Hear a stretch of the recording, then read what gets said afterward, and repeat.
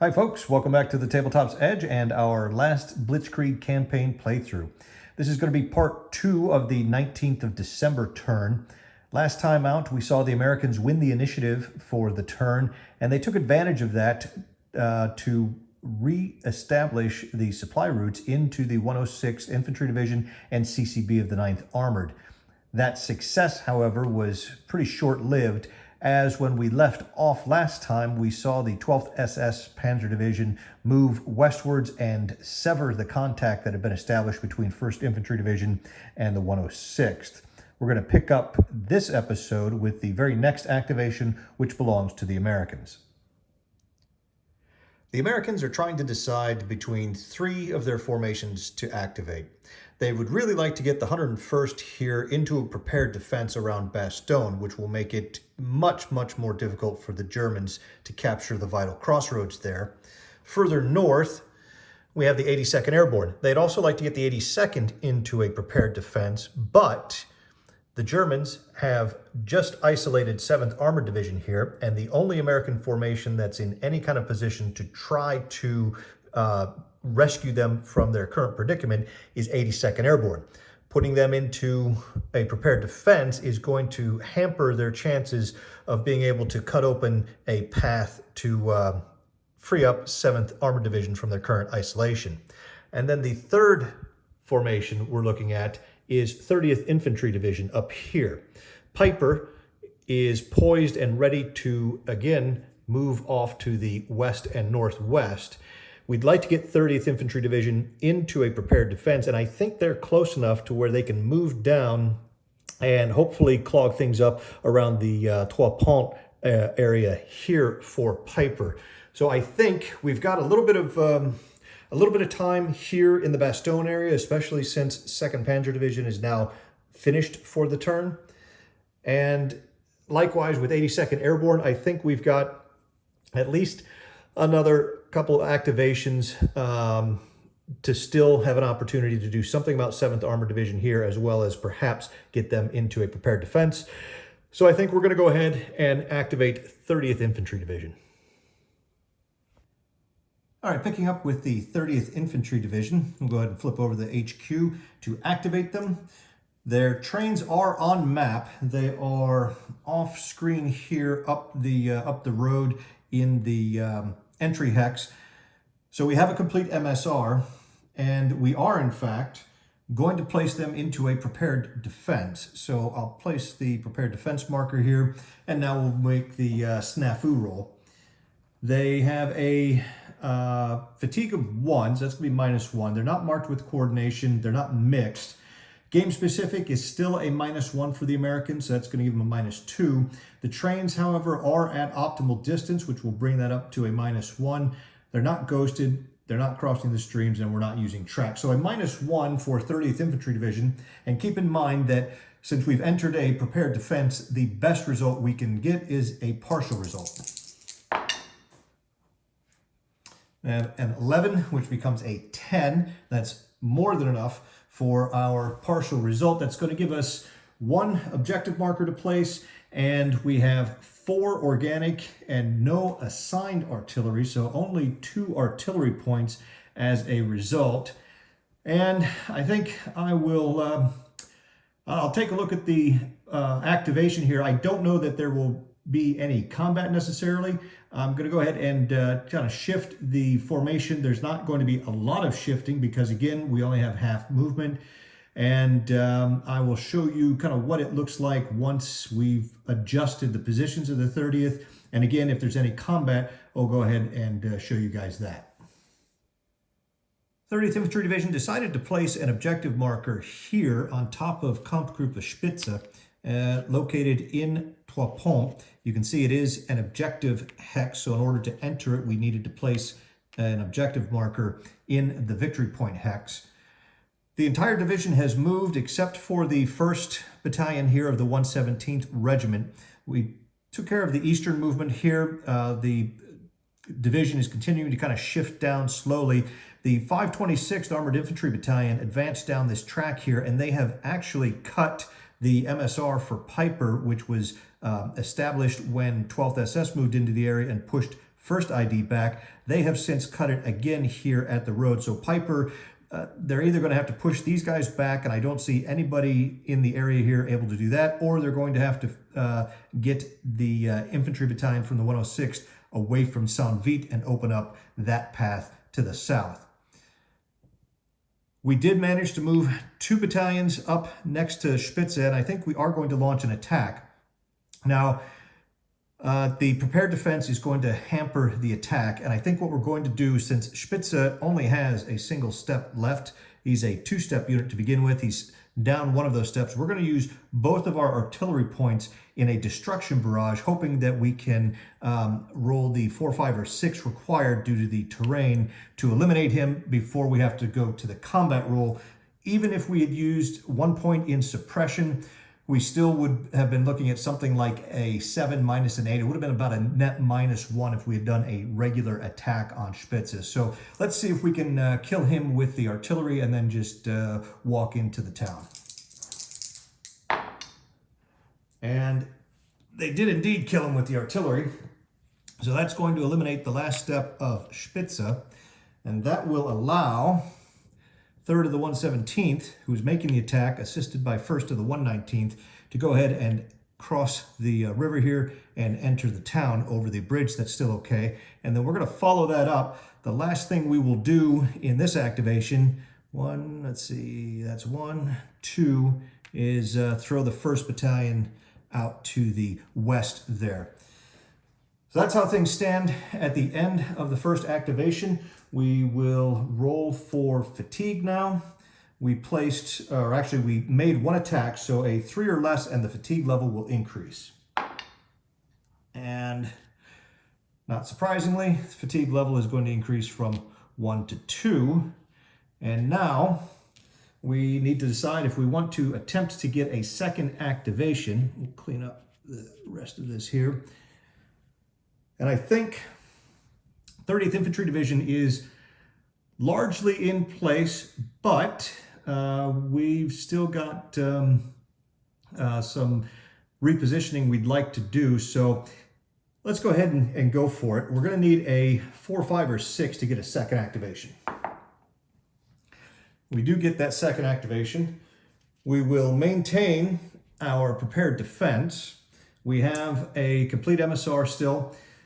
The snafu modifier is going to be a little different because of the increase in the fatigue. We now have -2 for fatigue, -3 for the game specific, and it comes back up to -2 for the optimal distance. So -2, and we're looking for at least a 5 on the dice.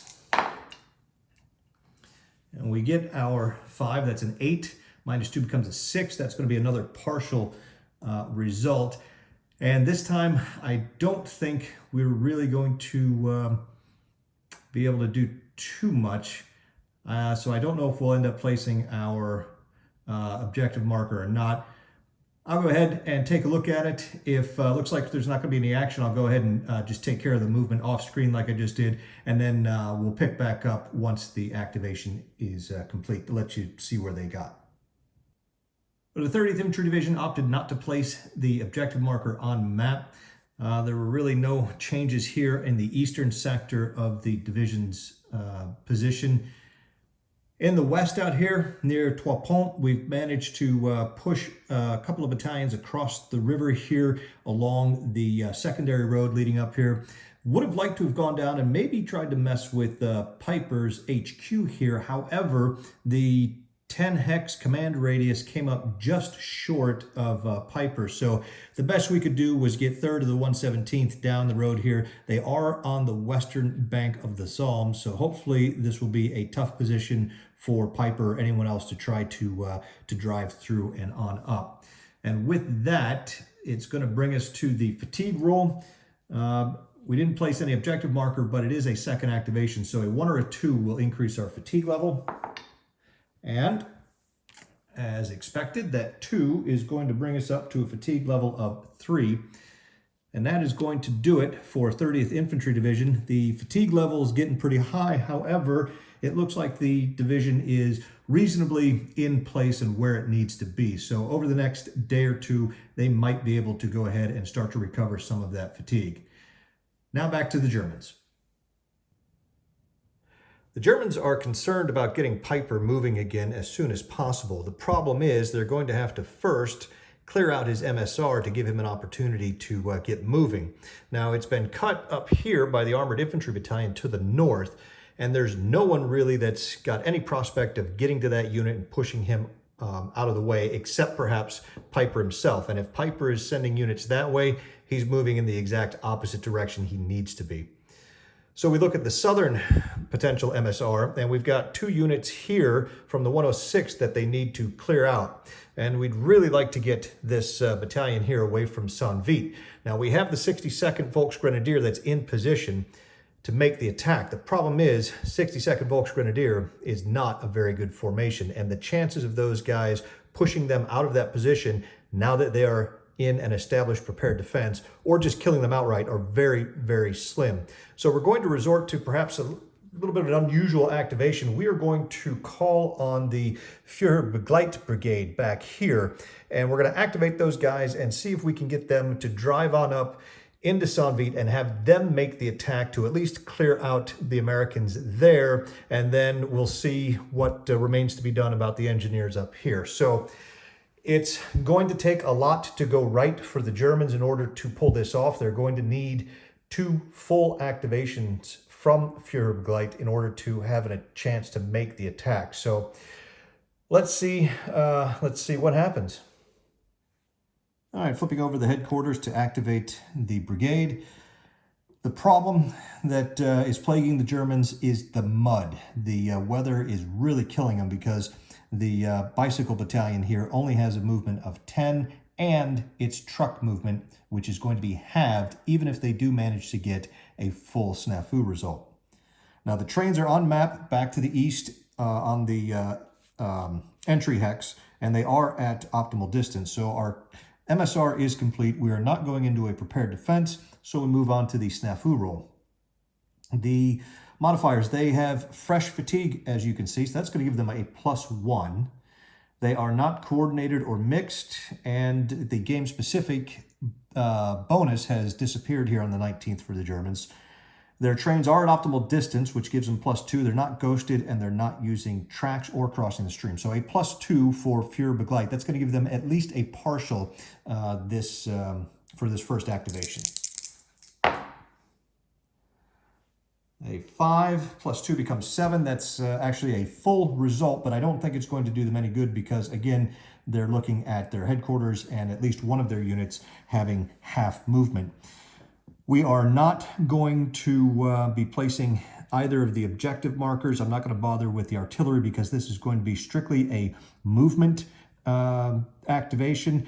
And since there's only a few units in the brigade, I'll just go ahead and move them on screen here real quick. We've got 1, 2, 3, 4, 5. And we'll need to keep the headquarters within 5 of him. So that's going to be 1, 2, 3, 4, 5, 6. We'll stay right here, I think. We want to go 1, 2, 3, 4, 5, 6. And that'll give us, all right, we're going to stay behind the 60 seconds trains here to avoid crossing the streams and picking up any negative snafu modifiers. And then with the 5 command radius, 1, 2, 3, 4, 5, this 3705 is the furthest any of our units will be able to advance and remain in command radius. I don't think it's going to be a problem for the 2 TAC movers. 1, 2, 3, 4, 5, 6, 7. And we'll put the Panzer Grenadier Battalion right behind them. And we have to move up the trains now. 1, 2, 3, 4, 5, 6, 7, 8, 9, 10, 11, 12, 13, 14. Yeah, they're beyond optimal distance, so I can either leave them where they are or ghost them. But since I have to ghost them, I might as well move them up. 2, 3, 4. That's going to put them 2, 3, 4, 5. That is optimal distance. Actually, we're going to go 1, 2, 3, 4, 5, put them down here. And now for the big roll. This is going to be for a potential second activation. There's no fatigue roll required on that first activation because we didn't place an objective marker or do anything else offensive. They have a 4, 5, or 6 for a second activation. They do get a +1 for fresh, so a 3 or better. And they do make that with the roll of 5. And now the snafu roll is going to be a little bit different this time. Let's take a look at the snafu modifiers. They're going to be +1 again for fresh. They're not coordinated. They're not mixed. No game specific. +2 for the trains at optimal distance, but then it's going to drop back down to a +1 because the trains are in ghost mode. So a +1, which is going to guarantee at least a partial for the formation. And they get a full activation. Again, that's good because it's going to give them 2 objective markers. And we are going to place both of those objective markers way up here on the 106th Infantry Battalion adjacent to Saint-Vit. Now, you know how much I hate mixing formations and really go to great pains to avoid it if at all possible. But this is a situation where it's going to be worth the mixing penalties and the coordination. Fuhrer-Grenadier is basically just going to drive right in on top of 62nd Volksgrenadier. They're going to be horribly mixed and they're going to be coordinated. But as you can see up here, that 62nd Volksgrenadier is already marked with coordination, and there are no coordination only occurs once. It doesn't stack. So since 62nd is already coordinated, there's no additional penalty to them other than the mixing penalty. Fuhrer-Grenadier will become coordinated and mixed, but you know, we're just going to have to deal with that. We'll take next turn tomorrow, the 20th of December, to maybe sort things out. So what we'll do is I'm going to break it here, and we're just going to be moving the formation right up this secondary road, over the bridge at Steinebrook and into Saint-Vit, put them in position to make the attack, and I'll pick back up again once we have once we're ready to make that attack. For the artillery, they have no artillery assets. They only have 1 organic, which is going to give them a grand total of 1 artillery point, but that will be enough to provide some suppression barrage for the eventual attack. So I'll go ahead and move it on up, and then we'll show you the attack. The Fuhrer-Grenadier Brigade has been moving up. You can see the headquarters and the truck-borne Panzer Grenadier Battalion is stacked here. The Bicycle Battalion is further south. They made it as far as Winterspelt. The Panzer Battalion has moved up, came along the tracks here, and has entered the AVZOC of the 106th Battalion here.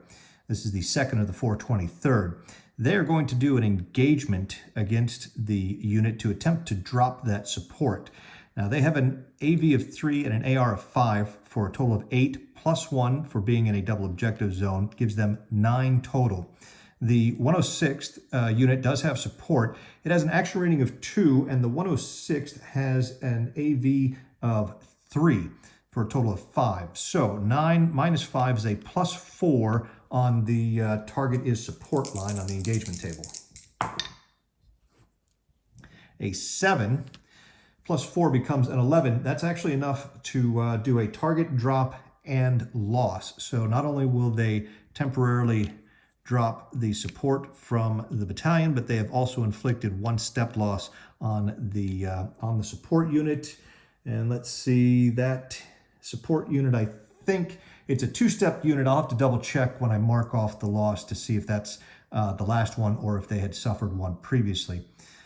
But what that's going to do then is allow the Panzers to use their second fire event to do an attack by fire on the Americans. And it's going to be a 5 or 6 to inflict a step loss since they are in a prepared defense. And they are on fire with a 5. That is going to inflict 1 step loss on the battalion. And now it's going to enable the Panzer Grenadier Battalion in the half tracks to move up. 1, 2, 3 and a half, 4, 5, 6, 7, 8, 9 and a half here. And the 2nd Battalion of the brigade is going to make an attack assisted by the Panzer Battalion of the brigade. We are going to spend our one artillery point as a suppression barrage. So we have an action rating of 4. We do have red support, which makes it 5. Double objective zone is 6. 7-8 for the artillery and 9 for the assist. The defenders have an action rating of 2. They no longer have support. They are in a prepared defense, however, which makes it 3, and they are in terrain for 4. So a 9 minus 4 is a +5 on the combat table, which means that Germans are going to need to roll a 6 on the dice or better in order to get that automatic retreat result they're looking for. And that they managed to do. The 8 becomes a 13. That's actually a D2 automatic retreat. So Fuhrer-Grenadier rides to the rescue here and gets the mission accomplished. Let's see, they are more than 3 from their HQ refuge, so they will go back to that.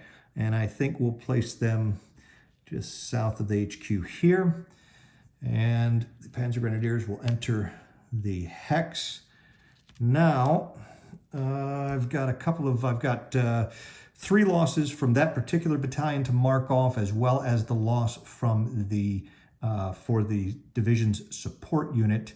I think that's it for movement. Let me double check the distance to the trains. 1, 2, 3, 4, 5, 6, 7, 8, 9, 10, 11, 12, 13, 14, 15. They are outside of optimal distance, so they're going to have to move again. 1, 2, 3, 4, 5. We'll bring them up to Winterspelt here and shorten it up. And now, I think the last thing to do for the second activation is roll for fatigue. And since they made an attack, it's going to be a 3 or less. Wow. A 5, shockingly, allows them to maintain their fresh status at the end of the 19th. So that's some good news for the Germans. And the bad news for the Americans with that activation. Piper's still not yet into clear because the engineer battalion here is exerting a zone of control onto the secondary road that they are tracing along. So the Germans are going to have to figure out how they're going to clear this guy off. Obviously, they have 116th Panzer in the neighborhood, but they'd really rather have 116th Panzer moving west rather than coming back here to attack him. Perhaps 62nd Volksgrenadier will be able to activate and move out there and try to dislodge them. But we're going to have to wait until the Americans do at least one activation before we see what happens there. With the counterattack at Saint-Vith being successful, the Germans are that much closer to being able to unleash Piper. So the Americans are going to go ahead and activate 82nd Airborne here. And the big question for the Americans is whether or not they're going to put 82nd into a prepared defense today. Ultimately, we want 82nd in a prepared defense. However, their primary concern right now is trying to rescue 7th Armored Division, which has been cut off by Panzer Lehr here. And going into a prepared defense is going to hamper their ability to do so. Also, if we enter a prepared defense, the headquarters is going to be bolted in place there at Mannheim. And I think what we'd ultimately like to do is shift the division a little further to the south. We have some reinforcements in the form of 3rd Armored Division and 84th Infantry Division coming in to the north here, and we'll let them take over the northern flank of 82nd Airborne. So I think we're going to forego a prepared defense on this activation, which means we won't be able to do it if we decide to go for a second activation as well. So it's going to be yet another day before the 82nd is able to dig in and solidify their position. But I think it's going to be worth it in order to free up 7th Armored Division here. Now the trains are on map for 82nd. They're off to the west here. They're at optimal distance. We have a complete MSR. We're not going to go into prepared defense, so we go right to our snafu roll. We have fresh fatigue, which is going to give them a +1. They're not coordinated. They're not mixed. Game specific is a -1. That takes it back down to even. Trains are at optimal distance for +1, but they are ghosted, which brings it back to 0, and they're not crossing the streams or using any tracks. So just a straight up dice roll for the snafu here. And it's good enough. A 7 is a full activation. That's going to give them 2 objective markers. They have 3 organic and 1 attached artillery point for a total of 4 artillery points. And it's kind of a no-brainer where we're going to place our objective markers. We're going to place them both right here on top of the German Panzer Grenadiers, as they are going to be the target. This is the battalion we need to clear out in order to reopen the MSR for 7th Armored Division. And now I'll go ahead and take a look at how exactly we want to come up and fulfill the mission here, as well as repositioning the division as a whole. And once we get up to the point where we're ready to resolve the attack here, we'll go ahead and pick back up. You can see here the division has completed its redeployment. It is shifted slightly to the south. They've deployed around Parker's Crossroads here, got some battalions to the south and southwest of the crossroads. And they've pulled back a little bit from this secondary road here. We're assuming we can chase the Panzer Grenadiers here off. When 7th Armored Division activates, we'll be giving them responsibility for this road heading up to the northwest. And so the only thing we really have left to do is make the attack here. We're going to have 3rd of the 505th make the attack, assisted by 1st of the 505th. We'll spend 1 artillery point in a suppression barrage. And we've got an action rating 5. We have no red support, unfortunately. We do have a double objective zone, which makes it 6, 7, 8 for the artillery and 9 for the assist. The defenders have an action rating of 4. Lair, I believe, does have support. Let's see, where are they? Yes, they do have support, so that's going to be a 5. And they are in terrain for a 6, but they're not in their prepared defense. So we have a 9 minus 6 is a +3 on the combat table. Let's see how 82nd's combat debut goes. Not very well, actually. That's snake eyes, so a 2 plus 3 becomes a 5. That is an A1. So they actually fail to accomplish their mission and dislodge the Panzer Grenadiers. This is going to be a little bit problematic, although we will then more than likely attempt a 2nd activation with 82nd.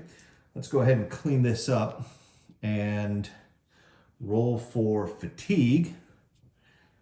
They made 1 attack, so a 3 or less, and they'll lose their fresh status. They rolled a 5, so they retain their fresh, which is good because now for the 2nd activation, it's a 4, 5, or 6, but they're going to get a +1 for being fresh still. And the 6 gives them a 2nd activation. Now, again, we can't go into a prepared defense, so we'll just go straight to the snafu. +1 for fresh, -1 for game specific. They are at optimal distance, which is going to give them a +1. We were able to flip the trains out of ghost mode, however, so it's going to be a net +1 for the snafu roll. And they roll another 7, which becomes an 8. That's going to give them a full activation. And we will go ahead and place both objective markers here again and see if we have a little better luck this time. I'm going to go ahead and record the 1 step loss for 3rd of the 505th from the 1st activation, and then probably take care of some more positioning to the west, and we'll come back and finish up the activation with the attack again. All right, we've got the 508th Regiment out here to the southwest of Parker's Crossroads, in between Parker's Crossroads and La Roche and Ardennes. We've got a divisional reserve up here to the north around Manhay, and then the rest of the division is right here defending Parker's Crossroads to the west, or to the east and southeast. And the only thing left to do is have another go at Panzer Lair's Panzer Grenadiers here. We'll spend another point as last time for a suppression barrage. Should be the same exact thing. We've got an action rating of 5, no red support, double objective zone is 6, artillery makes it 7, 8, and the assist from 1st of the 505th makes it a 9. The defenders have an action rating of 4, red support makes it 5, and terrain makes it a 6. So it's going to be a 9 minus 6 is a +3. And let's hope the 82nd can roll a little better than they did last time.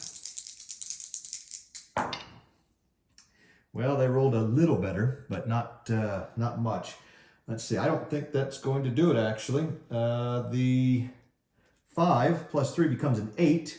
That is an A1 situational retreat in traffic. So they did actually manage to take the hex, but it's going to be another step loss to 3rd of the 505th. And the Panzer Grenadiers are going to be run off 3 hexes. 1, 2, 3. They'll come back here to the track. And 82nd will occupy the hex. What that's going to do is clear up an MSR now for 7th Armored Division. The HQ here can trace to the road and then back up to the trains up here. So mission accomplished, although it was a little costly for 82nd, and hopefully they will be able to roll a little bit better than that moving forward. Let me check the visibility.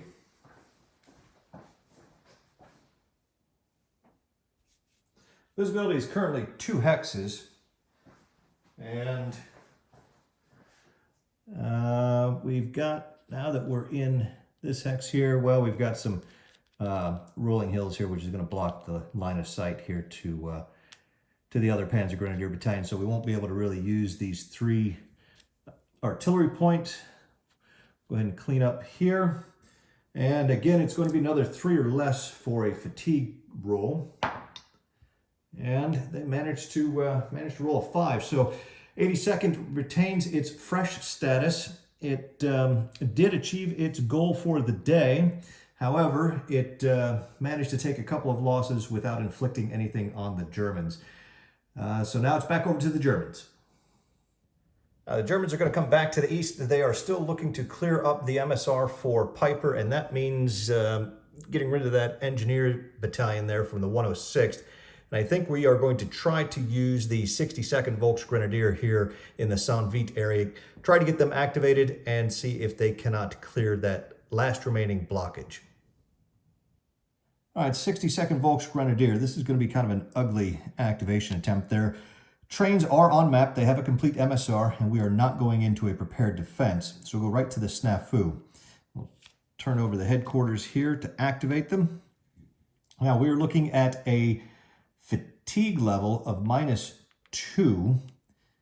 They are marked with coordination, that's -3. They are mixed for -4. Game specific is 0. The trains are at optimal distance, that's going to bring it back up to a -3, but they are crossing the streams with Fuhrer-Grenadier Brigade, which is going to take it back down to a -4, and there are no tracks. So a -4 for the snafu here. That means we're going to have to get a 7 or better just to avoid an outright failure. And fortunately for the Germans, that 8 becomes a 4, which is good enough for a partial, which is about as much as they can expect. Now, technically the coordination comes off because of the snafu roll. However, since we are mixed and stacked in this case with another formation, it's going to immediately go back onto the formation.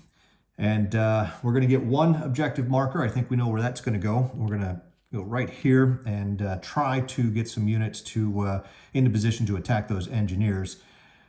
Let me go ahead and move up the rest of the formation, and I think we'll go ahead and pick back up with the activation once we get some folks in position here to make the attack. I will say that with the partial activation, they have 3 organic and 1 attached artillery asset, which is going to give them 4, which is halved to 2 for the partial. So they do have 2 artillery points they're able to use. All right, let me go ahead and start slowly shifting the 62nd into position. Picking up back up near the end of the activation, you can see the formation has managed to redeploy kind of to the west-northwest of Saint-Vite here. The good news for the Germans is they've managed to untangle themselves from Fuhrer-Grenadier Brigade, whose blob runs over here now, so they're no longer mixed. We do have 2 battalions that are in position to make an attack on the engineers here from the 106th. And we're going to have the 1st Battalion of the 164th Regiment make the attack, assisted by 1st of the 183rd. We'll spend 1 artillery point for a suppression barrage. That's going to give us an action rating of 2. We do have red support for 3. There's no double objective zone. Artillery suppression is 4-5, and the assist makes it 6. On the defender's side, they've got an action rating of 1. They do have support in the 106th, which makes it a 2. They're in prepared defense for 3, and they are in terrain for 4. So 6 minus 4 is a +2. That means the Germans are going to have to roll a 9 or better on the dice in order to get an automatic retreat here. So it's not looking terribly good for the attack here. Let's see what happens. And not very good at all. A 5 plus 2 becomes a 7. That is good enough to get a situational retreat inflicted on the Americans, as well as an A1 and traffic. So what that's going to essentially turn into is an exchange. It's going to be 1 step loss for each unit involved, but they have failed to dislodge the engineers here. And I don't think there's anything else we're going to do this activation. So we'll go ahead and clean that up. And we will need to roll for fatigue. It's a 3 or less to increase. And unfortunately, that's going to go up to a fatigue level of 3. Mark that here in a second. They are definitely going to attempt to get a second activation. Unfortunately, for 62nd Volksgrenadier, that means a 5 or 6. Let's see if they can get another shot at the engineers. Almost. It was a 6, but it rolled over to the 3, which means 62nd is going to be done for the day. And they have failed to clear out the MSR here for Piper. The Germans will have one more shot, I think, at doing something about the engineers here, which will then allow Piper, or at least give Piper a much better opportunity to get going. But it would have been nice if 62nd could have done the job for them. At any rate, they did get themselves unmixed from Fuhrer-Grenadier, and tomorrow they've got maybe a little better shot of getting their act together. We may actually just have them do a recovery tomorrow and try and decrease that fatigue now that they're up to fatigue level 3. So we'll just see what the rest of today brings, and then that'll determine what the Germans need 62nd Volksgrenadier to do tomorrow. Now back to the Americans. The Americans think they still have some time to dig in around Bastogne, so they're not going to go ahead and activate 101st Airborne just yet. Instead, they're going to stay in the north, and they're going to try and get 2nd Infantry Division to activate here. It's been a long 3 days so far for 2nd ID, and they have been able to do nothing except sit there and take it on the chin. Having their headquarters overrun by 1st SS did not help matters, but you can see they've got a substantial portion of their division that's threatened with encirclement here in the east, and we'd like to go ahead and try to get them to activate and improve the situation over here, as well as in the Camp Elsenborn area, before the Germans can do even more damage to them. Now, the trains are on map. They're back up here underneath or stacked with 9th Infantry Division's trains in the entry hex, and they are at optimal distance.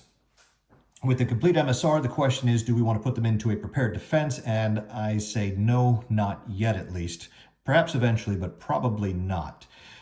So instead, we're just going to go straight to the snafu roll. Now, they are not marked coordinated. They do have a fatigue level of 1, so that's going to be -1. They're not mixed, as the division is all right in here, and these are 99th Infantry Division battalions with which they are buddies. The game specific is going to add another -1 to make it -2. The trains are at optimal distance, brings it back to -1. They are crossing the streams, however, which is -2, and they are using tracks with poor traffic ability. So it's actually a -4 for 2nd ID, which means we're going to need a 7 to get a even a partial. And they succeeded. So the first actual activation for 2nd ID, they were just one off of being able to make this a full activation. That's going to give them one objective marker at least. And with their 4 organic, and they have a ton of attached, they have 5 artillery points attached. That's 9. It's going to be halved to 4. I think that's probably the most points you're going to see, or that we have seen at least in the first few days here, for a partial activation. Now, the unfortunate issue is that they only get a single objective marker, And I think we are going to have to, as much as I'd like to place it out here in the Camp Elsenborn area, to allow us to maybe push 1st SS back a little bit and try to reestablish some kind of a line here in the south. We've got a greater danger over here to the east. And the question is, where are we going to end up placing the objective marker? I think we're just going to end up putting it right here. We will be attacking here, but with this location, we are able to get pretty much all of the 277th units. We will not quite be able to engage any of the 326th here out to the west, but this is the real immediate danger here. So with that placed, our artillery points out, I'm going to go ahead and take care of some of the non-combat things. We've got some battalions over here we're going to put into position and figure out how exactly we want to try to restore the situation here and maybe bust out some of these battalions that are in the process of getting surrounded. And then I'll pick back up with the activation once we've got something worth showing you guys. And picking back up, you can see out to the west here, we've been able to deploy a few battalions here, starting to get them online. Meanwhile, back in the east, we've had 1st to the 9th move down here, and we're going to have them make an attack here on the 1st Battalion, 989th Volksgrenadier Regiment, and they're going to be assisted by the 2nd Engineer Battalion. We're going to spend 1 artillery point as a suppression barrage. That's going to give us an action rating of 4. We have red support, so that's going to become a 5. There's no double objective zone, but we get 6, 7 for the suppression and 8 for the assist. On the defender's side, they have an action rating of 2. 277th does have support, which makes that a 3, and they are in terrain for a 4. So an 8 minus 4 is a plus 4 on the combat table. Let's see how this attack goes for second ID. It's going to go pretty well, actually. That 9 plus 4 becomes a 13. That is a D2 and an automatic retreat. So 1st and 989th is actually going to flip over and go back to the HQ refuge. I think maybe we'll just stick him right here. And then 1st to the 9th will be able to occupy the hex. And now, oh crap. Actually, I don't think it mattered. The issue is we've got an attack here that we're going to make, and we're going to have the, let's see, is it 1st to the 38th, or do we want 2nd Battalion? Who's got the most steps left? 1st to the 38th is only down 1 step. They've got 5 remaining, so they're going to make the attack. It's going to be assisted by the 2nd Battalion, which is stacked with them. We'll spend 1 point for a suppression barrage. And the problem is we now have these guys completely surrounded. So there will be no retreating, even with an automatic retreat. They're going to ignore that and take an extra step loss. So the best we can hope for here is to kill 3 of the steps. And I don't think that's going to eliminate them, which means we're not, we had wanted to try to pull these forces back out of the area. And I thought maybe I should have done this attack first and then done this attack, but it didn't matter with the engineers here. Well, I guess they would have had that safe pass. So I think the Americans made the mistake by the order in which they made these attacks. So let's see what happens here. We've got an action rating of 4. Support becomes 5, 6, 7 for the artillery, 8 for the assist. And on the defensive side, it's going to be the same thing. It's going to be 2. Becomes a 3 for support and 4 for terrain. So another plus 4. We're hoping to get another 9 or better roll here. That's about all we can hope for. And not quite. They just missed. That's going to be an 8. Becomes a 12. It's going to be a D1 and an automatic retreat. So they'll take a step loss, and then they will ignore the retreat and take a 2nd step loss. So that's 2 step losses for 2nd Battalion of the 989th and 2 step losses for 1st of the 989th. And everyone's going to remain where they are. I think I'm going to go ahead and mark off those losses, and then we'll continue. Continuing on, I think we're going to have the Armored Cav move here. And then they are going to be stopped because the woods are stop terrain. And then I think we are going to make another attack. Actually, we're going to spend one artillery point in a destruction barrage outside of combat, and we're going to have 2nd Battalion spot for that, and we're going to drop that 1 point on 2nd Battalion of the 751st, belonging to the 326 Volksgrenadier. They're in terrain, so it's a 4, 5, or 6. And the 4 is successful. That's going to be 1 step loss to 2nd Battalion, 751st.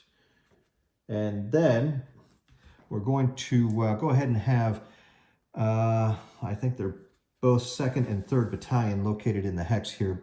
They're both down to half strength. So we'll have 2nd Battalion make an attack on 2nd Battalion of the 991st, supported by the 3rd Battalion underneath here. There they are. And we'll spend our last artillery point. This is going to be the exact same attack as we had here. It's action rating 4. Red support is 5, 6, 7 for the artillery, 8 for the assist. Defenders have an action rating of 2. They have support for 3, and they are in terrain for 4. So it's a +4 for this attack. And it does not go very well. 2 becomes a 6. That's merely an A1. So 2nd Battalion of the 9th Infantry will take a step loss, and that's going to do it. Unfortunately, I think that's all we can do this activation. Hopefully, they'll get a shot at a second activation this turn. But first, we're going to roll for fatigue. 3 or less, and it'll increase to 2. And a 5 keeps it at 1. Now, we're going to roll for a second activation. It's going to be a 4, 5, or 6 to get a second activation. And they do get a second activation. This is going to be same as before with the snafu roll. Should be a -4 because we've got -1 fatigue, -2 for game specific. Comes -1 for optimal distance, -2 for crossing the streams, and -4 for poor trafficability on the tracks. So again, we're going to need a 7 or better to avoid a failure here. And we do avoid the failure. That 9 becomes a 5. That's going to give us another partial. And I think we know where our objective marker is going. We'll go right there, and we will get 4 more artillery points. This time, though, we're going to do something a little different. First thing we're going to do is we're going to get the recon group to move here, where they will stop. And they will engage the support of 2nd Battalion here. So they've got an action rating of 3 and an AV of 1 for a total of 4. The Germans have an action rating of 2, and the 277th has an AV 3 in support. So that's a 5. So we're actually looking at a -1 on the targeted support line. Oh, look out. Let's see what we got here. This guy. There we go. Get that straightened back up. That's a bad roll for the Americans. That 4 becomes a 3, which is actually a fire loss and traffic. Stopped. I guess instead of the stopped, I can probably go ahead and put a traffic on there, but it's not going to matter.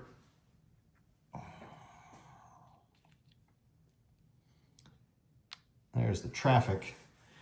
Now, do they have, how many steps do they have left? They've got 1 step left in that cav unit, and I think we're going to try this again. It's going to be another -1 for their second fire event. This goes a little bit better. 7 -1 is a 6. That is going to drop the support of the German battalion, so mission accomplished, kind of. And now we're going to let's see. I don't think we're going to be able to give them a safe path out of there. We are not. So now I think what we'll do is we are going to, obviously we're going to make an attack here. We'll probably do it with 1st of the 38th again and have them assisted by the, I think it's 2nd. Yeah, 2nd of the 38th. Well, if those two battalions make that attack again, question is, do we want to do just another +4? Well, it would be +5 now because they no longer have any support. Or do we want to try to blast them out with some artillery? We can drop up to 3 points of artillery in there. The battalion, I think, has 4 steps remaining. So our only chance of eliminating them in this one attack would be to drop 3 artillery points in a destruction barrage, hit on every single one of them, which is by no means a given, and then inflict at least a situational retreat on them, which they would have to take as yet another step loss. But if we do that, obviously we'll lose the +2 there, so it's only going to be like gotta be +3 still. So yeah, why not? Let's do that. We're going to drop 3 points as a destruction barrage on the battalion there as part of the attack. They're in terrain, so it's a 4, 5, or 6. Well, so far so good. There's 2 hits on them, and the last hit, or last shot, is yet another hit. So there's 3 steps. So phase 1 worked. All right, 3 step losses to them. Now let's calculate what the modifier is going to be on the combat assault itself. We have an action rating of 4, red support is 5, no double objective zone, no artillery, but we do have an assist for a 6. The Germans have an action rating of 2. They have no support. They are not in prepared defense. They do have terrain, so that's a 3. So it's actually a +3, which means if we can roll a 4 or better, we will inflict another step loss on them, which I think will eliminate the battalion finally. Let's see what happens. Okay, that's going to probably do it. That is 7 becomes a 10. That is an A1 if there were prepared defense, so no loss for the Americans, and then a situational retreat and traffic. That's going to, with no safe path, they're going to have to ignore the situational retreat and take a 4th step loss. I'm going to go ahead and mark those off now, and we'll see if that's enough to finally kill off that battalion. And after taking the 4 step losses there in that second attack, that did eliminate the last of the battalion. So that enabled both battalions to advance into the hex. I'd considered advancing just 1 and leaving 1 battalion here at the crossroads, but because I hate stacking, it just invites the enemy to drop some artillery on you. But I wanted to be able, I didn't want to have a battalion stuck here. It's going to be very easy for the Germans to kind of move in and force these guys to attack their way out. So we're just going to pull everybody out because right now we're interested in kind of reestablishing some kind of a line a little further to the west here. There's not too much more to do this particular activation. We are going to bring these guys down here, I think. And we're going to move the headquarters forward a bit. I want to try and give a little more room for 9th Infantry Division to deploy, but you see, we're going to have to wait till 99th Infantry to goes in order to try and get these guys a little further south to give 9th some more room here. Back here in the east, I think what we're going to do is we're going to have 2nd pull back there for 1, and the 3rd battalion to go 1, 2 to here. So it would appear that 2nd ID is sort of extricating themselves from the predicament they were in. They've given 277th a bit of a bloody nose, and they've got 1 point left. I always hate wasting those, but there's really nobody that we can see that's in our objective zone here. So I think that's going to have to do it for this 2nd activation. We'll get the traffic markers out, we'll clean up, and then we'll have to roll for fatigue. And again, it's going to be a 1, 2, or 3 to increase the fatigue. And this time, the fatigue does go up, so that's going to give them a -2, or a fatigue level of 2. But 2nd Infantry Division finally stirs to life here, and they immediately make the Germans start to pay for that. So not a bad activation. or a bad turn really for them, considering they were saddled with a -4 snafu mod. And unfortunately, that's not going to get any better if this mud weather continues. And we've got to try and figure out some solution here to the MSR situation, because trying to supply two full infantry divisions over this horrible track here in the mud is just not helping things very much at all. I think what we're going to eventually have to do is try to push the Germans back to the south here so that we can reestablish MSRs going out to the west again. But that's going to have to wait for another day or two, because now we're going back to the Germans. One thing I almost forgot to do here with the 2nd Infantry Division is we slid the 2nd Engineer Battalion down the road here a couple of hexes, and we've now got almost at least a sort of complete line here with the zones of control. The 2 unprepared units from the 99s don't exhibit or exert any ZOCs, so there is still a little 1 hex gap here. As far as the Germans go, now you can see there's a bit of a gap here between the 277th and the 1st SS now that 12th SS has vacated out to the west here. 99th Infantry is still available to be activated by the Americans, and they do have about a regiment's worth of the division here in the east, and we don't want them to get any funny ideas to come down here and cause some issues along the secondary road here and primary road that's serving as the MSR for the 2 Panzer divisions to the west. Similar to what the Americans did with 106 down in Sound Veit there, causing some issues with Piper.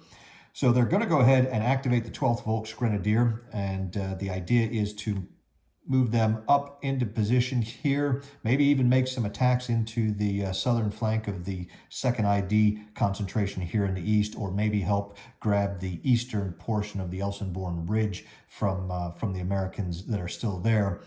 It's a bit of more of a defensive move rather than an offensive. We'd much rather have our panzer formations driving to the west right now, but I think we're going to play it a little more safe than sorry.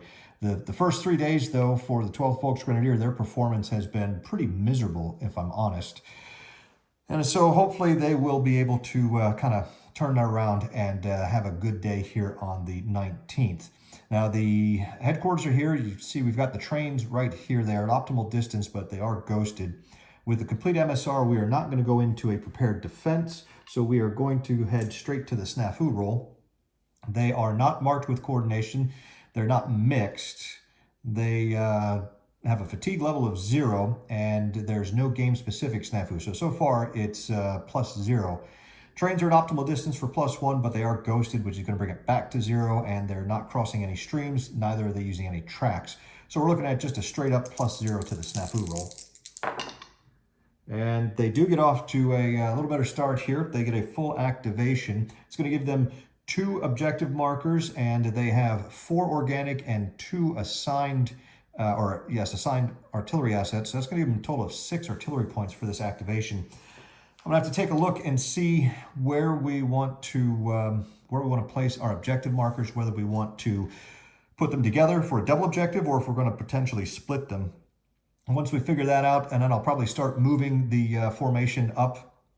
To be honest, I don't know if we're even going to place any objective markers if we can't even get into contact with the enemy. So I'll go ahead and run through that, and if something worthwhile comes up that's worth showing you, we'll go ahead and pick up the activation from that point.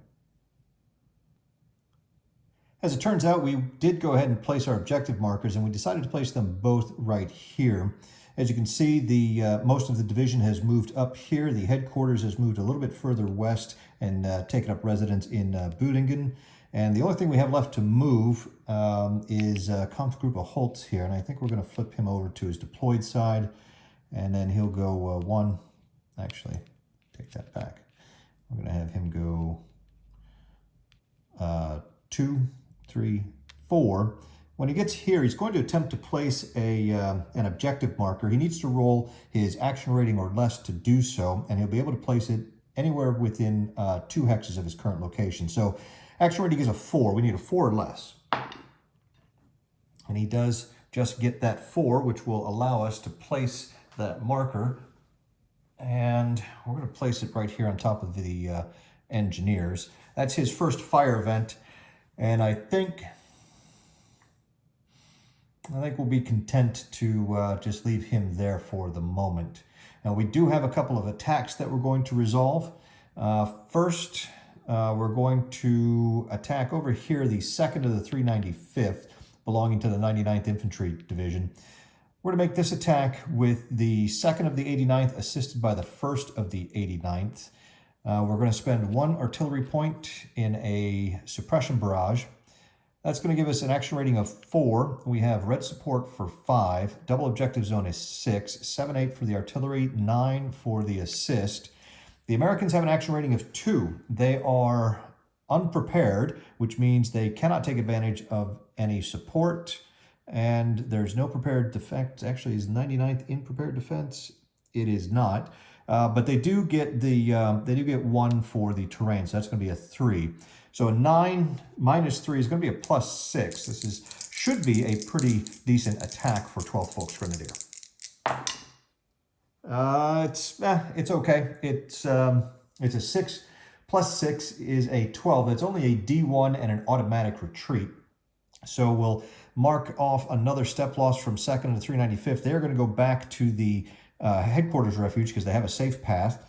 And that is all the way out here. And I think we're just going to plop them right down here in the swamps next to the headquarters. And then 2nd of the 89th will advance into the hex. And next we are going to, go ahead and attack the engineers here. And we will have the 1st of the 27th assisted by the 12th Fusiliers. And we will spend another artillery point for suppression. So we're going to have 4 for the action rating, 5 for support. There's no double objective zone, but we'll get 6, 7 for the artillery and 8 for the assist. The Americans have an action rating of 3. 2nd Infantry Division does have support for 4. There's no prepared defense, but they are in terrain for 5. So 8 minus 5, this is only a plus 3. And they actually get the same result as the other guys did. 9 plus 3 is 12. That's going to be a D1 and an automatic retreat. That's going to send the engineers back to the headquarters refuge. We're going to place them right there next to the HQ. And then 1st of the 27th will advance into the hex. Now we have 4 artillery points left, and I think we are going to use one of them to take a shot at the 3rd of the 38th here. They are in terrain, so it's going to be a 4, 5, or 6 to inflict a step loss. And the good shooting does result in a step loss to the Americans. And I think that's going to pretty much do it for the 12th Volksgrenadier's first activation. That is just about more than they've managed to do for the first 3 days combined. Let's go ahead and roll for fatigue, a 3 or less to increase it. And a 4 means they stay at fatigue 0. Now we're going to try and get a second activation with them. It's a 4, 5, or 6 to do so. And a 5 does indeed get them the second activation. I'm going to go ahead and make the snafu roll and see what that does before I stop this to record the losses to the Americans from that first activation. The snafu, they have a fatigue of 0. They're not coordinated or mixed, no game specific. So we're looking at optimal distance is +1. They are no longer ghosted, but they are now crossing the streams with 1st SS here. So that's going to bring it back down to 0. So it's going to be a net 0 once again. So a 3 or better to get some kind of activation. And they do manage to get a 5. So that's going to be a partial activation. Nothing terribly exciting. That's going to be 1 objective marker and 3 artillery points. Let me go ahead and record the losses to the Americans and then decide where I want to place this marker, and then we'll pick back up with the second activation. Well, the 12th Volksgrenadiers placed their objective marker up here, and as you can see, the division is continuing to shift to the west. They've moved on to the eastern edge of the Elsenborn Ridge here, and they actually have 2 attacks that they're going to make this activation. First attack is going to be by 2nd of the 27th against 3rd of the 38th here, and it's going to be assisted by 2nd of the 89th. We're going to spend 1 point of artillery for a suppression barrage. That's going to give us an action rating of 4. Red support is 5, 6, 7 for the artillery, 8 for the assist. On the American side, they have an action rating of 4. They do have support for 5, and they are in terrain for 6. So 8 minus 6 is a +2 on the combat table here. And that 5 will become a 7. That is, it's not great, but it is just barely enough to get an A1 situational retreat and traffic. So the 3rd of the 38th is going to be pushed out of the position. They'll flip over to their move side and retreat 3 hexes. 1, 2, 3. And 2nd of the 27th will take a step loss and enter the hex. I'll mark it with traffic, although they are pretty much done with movement for the activation. Our next attack is going to be right next door here on 3rd of the 393rd, and we're going to have the 1st of the 89th, assisted by 1st of the 27th, make the attack, and again we'll spend 1 point for a suppression barrage. This is going to be an action rating 4. Red support is 5, artillery 6, 7, assist is 8. The defenders have an action rating of 2. They are unprepared, as you can see, which means they are only going to get a +1 for the terrain they're in for a 3. 8 minus 3 is a 5, +5. And the +5 is just enough to turn that 8 into a 13, which will give them a D2 and an automatic retreat. And I think I forgot to mention it, but the 2nd Battalion of the 395th down here, that 1 step loss in the attack that retreated them back to the headquarters, that was actually their last step. So they that battalion was eliminated. This is going to be 2 steps off of 3rd Battalion of the 393rd, and we'll see how many steps do they have left. They have, they've got 4 steps left. So even after the automatic retreat, they'll still have 2 steps. They, unfortunately, and see, I think we did this again. We attacked in the wrong order. That's going to, they are zocked in here by the 2 German units. So instead of retreating back to the HQ refuge, they instead are going to ignore that retreat, and they're going to take a 3rd step loss, leaving them with just 1 more. Let me go, let's see, let's go ahead and wrap it up, because I think that's going to do it for the activation anyway. We will, do we have anything we can use? Let's spend this 1 point here, and we'll have the battalion here spot for a barrage, destruction barrage on 3rd of the 23rd here in Elsenborn. They are in terrain, so it's a 4, 5, or 6 to get a hit, and a 1 will miss. So now we're looking at fatigue, 3 or less to increase the fatigue level. And there you get a 4. I think the 12th Volksgrenadier have passed more fatigue checks than probably the rest of the entire German army combined. That is, however, going to be it for their 2nd activation.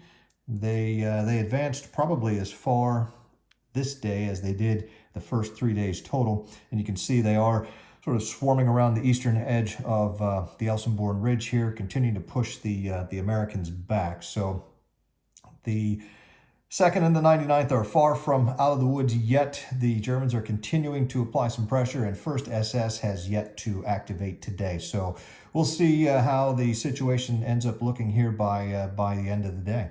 Now it's going to be back over to the Americans. The Americans are going to head back out west, and they're going to try to get 7th Armored Division situated before Piper can get going or anything else happens to them out there. So with that, we're going to go ahead and activate 7th AD. Now, the trains are on map. They are up here. They are able to trace an MSR to them. However, they are beyond optimal distance. But the important thing is they do have a complete MSR, and the trains are on map. We're not going to go into a prepared defense, so it's straight to the snafu roll. They have a coordination marker, which is -1. They have a fatigue level of 1, so that's -2. They're not mixed. They do have a game-specific -1, so that brings it down to -3. And the trains are ghosted, which is a -4, but they're not crossing the streams and they're not using tracks, so a -4 for the snafu roll. And that's going to be good enough. Not great, but it is a partial. 8 minus 4 becomes 4. That will get rid of the coordination marker. And I don't think we're going to place any objective markers at this point. It's going to be more a matter of just relocating the headquarters, reestablishing a new MSR, and trying to sort of organize the position of the formation now after having been thrown back east of the Somme River here. So what I'll do is I'll probably just go ahead and do the activation, and I'll show you where the 7th AD ends up at the end of the activation. You can see here where 7th Armored Division has redeployed back up the road to the northwest here. They've got their battalions scattered along the road. Fuller, sort of a rear guard here. There is one little wrinkle that I almost forgot about, is we have Task Force Ray, which has been cut off on the east side of the Somme River. Now, he's still within command radius, but he lacks a safe path at this point. So there's only one thing for him to do, and that is to try to cut his way out. And that means going either through Panzerlehr or through Piper. And I think since these are all, there are a couple of AV units here that they can perhaps, hopefully, engage and drive off. That will allow them to perhaps then attack Ville-Somme. We've placed our single objective marker there because it is a victory point location. So we'll need one there in order to enter it. And they may even be able to overrun Piper's trains, which is going to cause Piper all kinds of headaches if they can succeed. So I've saved this last interesting bit for the video. So we'll go ahead and start up. Ray has 2.5 movement points. He's going to move up the track here for 1, and he now enters an AVZOC from both of Piper's Panzer battalions. He's going to engage, since he has to do at least one engagement, he's going to engage the weaker battalion here. I think these would be the Panzer IVs rather than the Panthers up here. He has an AV of 3, an action rating of 4 for a total of 7. Piper has an AV of 3 and an action rating of 5 for 8. So it's going to be a -1 on the engagement table, and he's going to need a, well, he's going to need a 10 in order to actually drive these guys off. And he comes heartbreakingly close there. That 9 -1 is an 8. That is a both loss. That is his first fire event, and I think he is going to attempt to do that again. He will attempt to engage the Panzer battalion there at a -1. And that one went much more poorly. A 3 -1 is a 2. That is going to be a fire loss and traffic. Again, that's not going to be a big deal. He did manage to inflict a step loss here on the Panzers. And now that he's stopped, we're going to go ahead and make an attack here on Ville-Somme. The Panzer-Grenadier companies that are in the town have an action rating of 5. It's going to be an action rating of 4. We'll spend one of our artillery points for a suppression barrage. He's a dual unit. That brings it up to 5. 6, 7 for the artillery, and that's going to do it. On the defender side, we said an action rating of 5. They have support, which is 6, and they're in terrain, which is a 7. So it's going to be a straight up +0 on the combat table. You know, if he rolls a, well, he's going to have to roll a 9. Otherwise, if he takes, he's only had, after the 2 step losses engaging the Panzers here, he only has 1 step left. So 9 or better in order for Ray to be able to enter Ville-Somme. And he does that and then some. The 11 is a D1 and an automatic retreat. So a highly successful attack by Ray. That is going to move these guys. They are on their move side. They're going to come up to the HQ refuge here. And then Piper's trains are now jumped, that is going to force them 10 hexes back up the MSR. That's going to be 1, 2, 3, 4, 5, 6, 7, 8, 9, 10. And Ray has actually reestablished a safe path to the divisional headquarters here along the track here. So against all odds, Task Force Ray has managed to cut himself out of the encirclement. He's still in danger, and I'm sure Piper is going to come at him with a vengeance. His only real hope is if Piper blows his snafu rolls and fails both of them, which may yet be a possibility given the fact that Piper now has no MSR. He is going to be completely cut off no matter what the Germans do. Even if they clean out the engineers back to the east, now Task Force Ray is sitting smack dab on his MSR in Vilsong. So Piper still has a decent chance of activating, but if he does, it's most likely going to be a partial, and he's certainly not going to go very far today on the 19th. So a surprisingly good activation, I'd say, for 7th Armored Division, given what they had started the day anticipating being able to do. And having kind of written off Task Force Ray, we are surprised or gratified to see them at least make it to Vilsong. Whether or not they survive the rest of the day, we shall see. Let's go ahead and roll for fatigue, since we have no isolation losses to incur. And with the assault from Ray, that's going to be a 3 or less. And it does indeed increase the fatigue up to fatigue level 2. Now, I'm going to go ahead and see if we can get a second activation for 7th Armored, because if we can get a second activation, we may yet be able to save Ray. So let's see. Yeah, let's give it a shot here. We're going to need a 4, 5, or 6. And we do get one. That 5 is enough to get a second activation. And now I think I'm going to pause here. I'm going to go ahead and record all of the losses so far, and then I'll pick back up with the snafu roll for the second activation. All right, picking back up with the second activation now. The snafu roll is going to be -2 for the fatigue. They get -3 for the game specific. The trains are now at optimal distance, so that's going to bring it back up to -2, but they are ghosted still because they moved. That's going to drop it back down to a -3.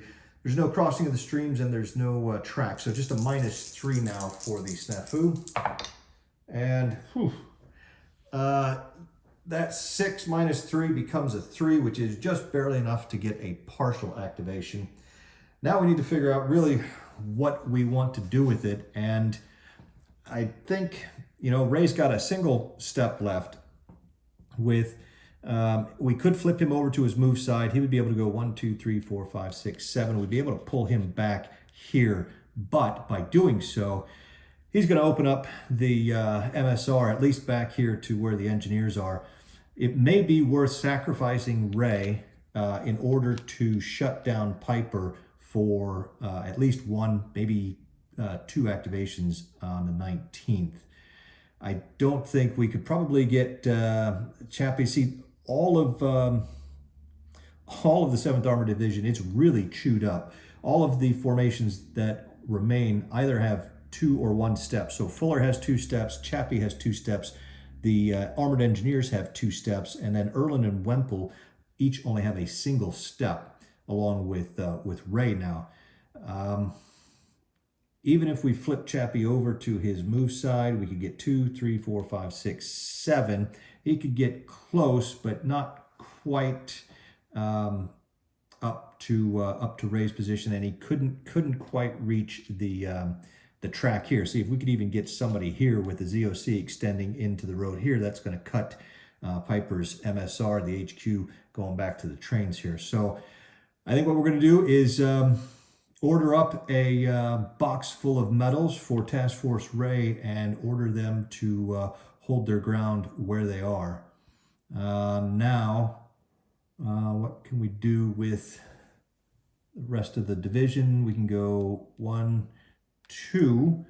We'll put the armored engineers there at the crossroads. Is that some terrain? Yep, they're in terrain. That's fine. We'll flip Fuller over, giving him a little better chance. And then I think we are going to pull Earlham back a little bit. 1.5, and then 1, let's see, 1, 2.5. We'll pull Wemple and Earlham back. Again, hopefully keeping them out of combat for the rest of today, allowing us to add some more replacements to them over the next day or so before they get back into combat. I think that's going to do it. I'm tempted to have Ray engage Piper's Panzers here again, but because he's got a single step, we can't risk him dying in his activation. We need him to be on map at the start of Piper's activation today. So they've reached Vielsalm. They're going to dig in and make Vielsalm the new Alamo. So we'll see what happens. Now, since it is a second activation, we are going to have to roll for fatigue. On a 1 or a 2, it'll go up to 3, and unfortunately, that 1 is going to drive up the fatigue for 7th Armored Division, but 7th Armored Division continues to sort of outperform expectations so far in the campaign, and we'll see what happens here on the rest of the 19th. I'm going to go ahead and mark the fatigue, and then we'll send it back over to the Germans. Germans are going to turn their attention back to the south down here, and they are a little concerned with 2nd Panzer Division right now. It appears to be a little exposed, and considering the Americans have not only the 101st Airborne Division here, but also Combat Command B of 10th Armored in the area, I think they're going to look to try and move some support up in this area, at least, to protect 2nd Panzer's MSR. Ideally, they'd like to activate 26 Volksgrenadier, but with a fatigue level of 4, getting a partial is going to be kind of iffy, let alone getting a full activation, which is really what the formation needs. We'd like to get 26 Volksgrenadier about 5 to 10 kilometers further west before they kind of settle in and try to recover some of that fatigue. But I don't know if we can risk attempting to activate 26 Volksgrenadier and then failing. So I think what we're going to do instead is activate 150th Panzer Brigade and bring them up in here to try to fill in this gap between 26th and 2nd Panzer that's developing. All right, activating 150th Panzer Brigade. The trains are located right here, just on the edge of the screen. They are at optimal distance. We have a complete MSR, and we are not going to be placing them into a prepared defense with this activation. So that brings us right to our snafu roll. And we have fatigue 0. They're not mixed. They're not marked with coordination. There's no game specific. They do have their trains at optimal distance for +1. But they are ghosted, which is going to bring it back down to a +0. There's no crossing of the streams, and there are no tracks. So it looks like just a straight up +0 for the snafu roll. At 10, we'll give them a full activation. It's 2 objective markers, but I don't think we're actually going to place any. Because we're primarily just going to be moving forward into kind of a support position, really to kind of protect 2nd Panzer's rear areas here as 2nd Panzer kind of pushes off to the northwest there. So I think it's probably just going to be a little bit of movement. I doubt, like I said, we're even going to place any objective markers. It's a very small formation, so let's see, the headquarters and the motorized infantry here can only go 6 because of the mud, but they are trucks, so that's 1, 2, 3, 1, 1, 2, 3, 2, 1, 2, 3, 3. As we'll put headquarters there. 1, 2, 3, 3. It'll be 4 to get to there. And then 1, 2, 3, 4, 5. 1, 2, 3, 4, 5, 6, 7, 8, 9 and a half here.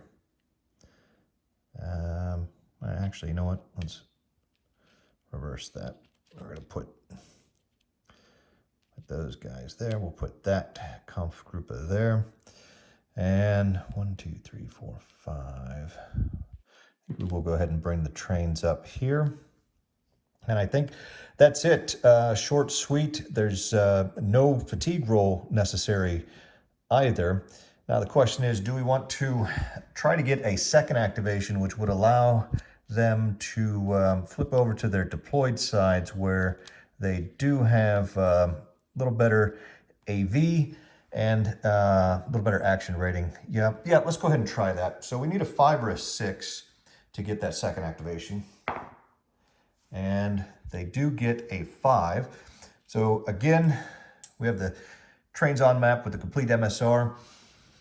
Now they're in a position where maybe it might be worthwhile going into a prepared defense. So you know what? Oh, what? It's second activation, so we cannot do that.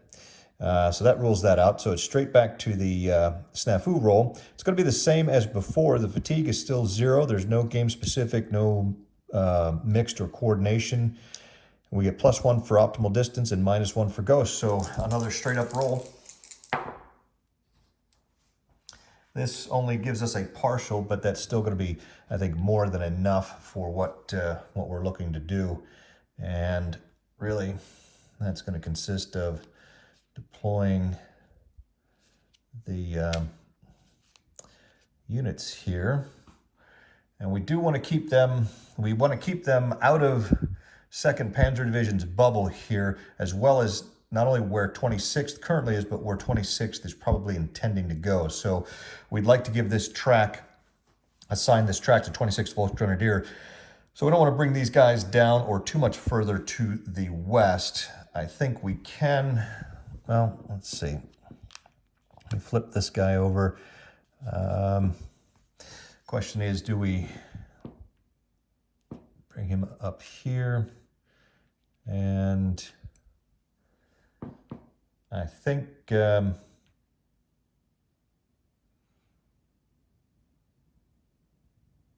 going to leave them right there. So that's pretty much it. Again, a rather underwhelming activation from 150th Panzer Brigade. We are going to flip the trains over out of their ghost mode, and now we're going to roll for fatigue.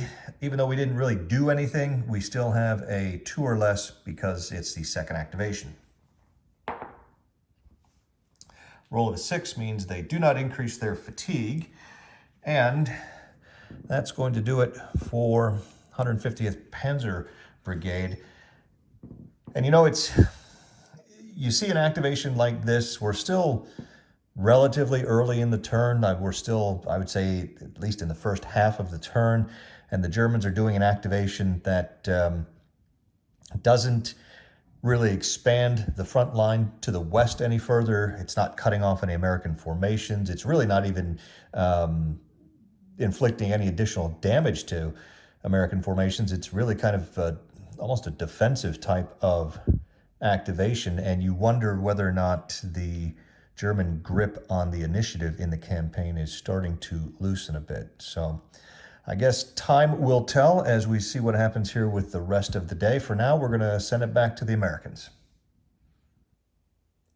The Americans are going to continue their focus up in the north. They have 3 formations that are arriving out to the west as reinforcements. We're not going to get to them quite yet, but besides those 3, they only have the 9th Infantry Division and the 99th Infantry Division up here in this area left to activate.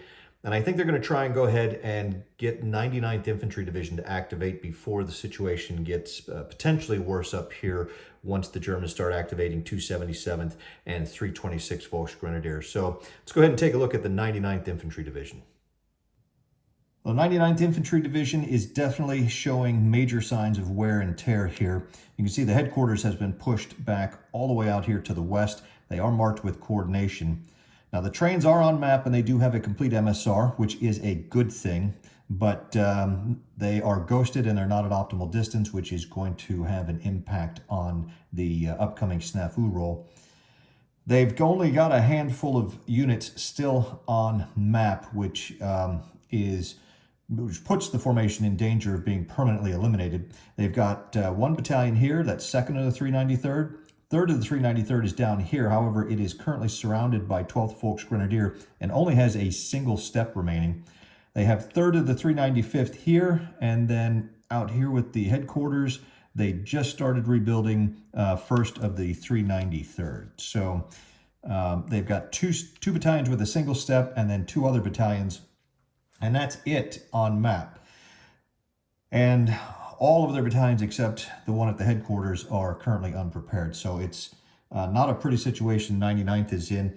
I don't know.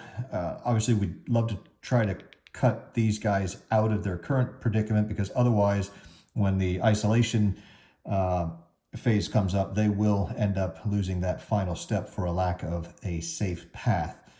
So let's see what our options are with 99th. They are currently not in a prepared defense. We could place them in a prepared defense since we do have a complete MSR and there's no MSR blocked marker on the formation, but that's going to really restrict our movement. I wonder if it's actually, how much good it's going to do us. The question is the 99th currently mixed? Because you can see the headquarters is way out here, 2, 4, 6, 8, 10. This battalion is out of command, so we're gonna have to try to fix that. 1, 2, 3, 4, 5, 6, 7, 8, 9. He's in command and he's in command, and so is the other one. So we're looking at really kind of the blob is more of a triangle here, which runs just south of the 9th Infantry Division here and just north of the 1st Infantry. So I don't think I would not consider them mixed at this point, but it would be nice. We're going to need to give 9th Infantry Division a little more room to deploy here. Let's let's forego the prepared defense. Big thing about the prepared, what I'm really looking for is to get as much movement. I'd love to get full movement out of these 2 battalions at least. But that's going to require a full activation. We're looking at a fatigue of 2. Game specific is going to drop that down. Ghost trains, coordination. I don't even know if we can get a full activation, at least on this first activation of the turn. You know what? Let's go ahead and let's enter a prepared defense, because I think the best we're going to get anyway is a partial result. So we will enter prepared defense. That's not going to help us get 3rd of the 393rd out of their predicament, but it may help us hold on to some ground wherever we can get the rest of the division deployed. Let's go ahead and roll the snafu. As you can see, they've got coordination marker for -1. Fatigue is -3. Game specific is -4. They're not mixed. Trains are not at optimal distance. They are ghosted for, was that -5? Let's see, coordination 1, 2, 3, 4. Yep, ghost trains is 5. They're not crossing the streams. So it looks like a straight up -5, which means they're gonna need an 8 just to get a partial. And they just miss. That 7 becomes a 2, which is a failure. Now, the good thing is the coordination marker will come off. And I don't think we necessarily want to make this a recovery. We'll take the failure, which will doom 3rd of the 393rd. The failure will at least allow us to get these battalions onto their deployed sides. And let me flip this over. And it will allow us to move our trains 1, 2, 3, 4, 5 back to optimal distance. It's going to give us a little better shot on the next activation. Now we'll implement our isolation of losses. We've got one step here for being for no safe path. That is their final step. And now we'll see if we can get a second activation. I'm going to need a 5 or 6 to do so.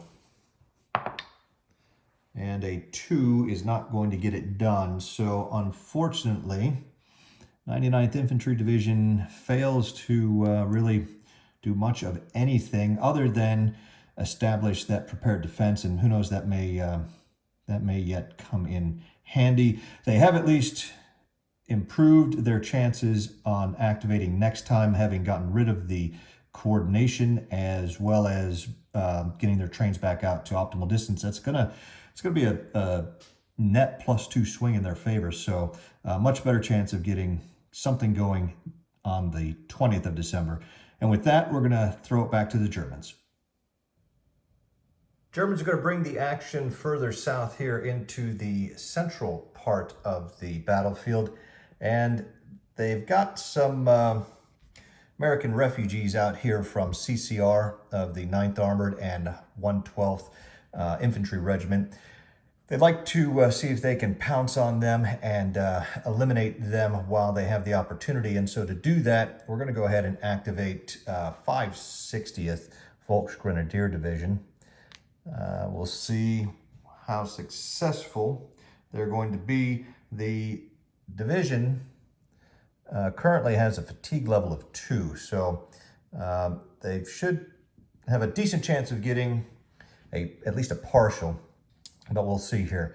Their trains are on map. You can see they are right here, tracing down Skyline Drive. We're not going to go into prepared defense, so let's go ahead and take care of the snafu rule. They are not marked with coordination. They have a fatigue of 2, so that's going to be -2. They're not mixed, no game specific. Trains are at optimal distance, brings it up to -1, but they're ghosted, which is -2. No crossing of the streams or tracks, so a -2 for 560th. And that 9 is a pretty good roll. It's going to become a 7, which is still a full activation. That's nice for the Germans because of the movement it's going to grant them, as well as 2 objective markers. They have 3 organic artillery points and 2 assigned for a total of 5. And they are going to place both of their objective markers right here on the Americans to the west. And I think what I'll do is just take care of moving up the formation here, and once they're in position to make the attack, we'll go ahead and continue the video at that point.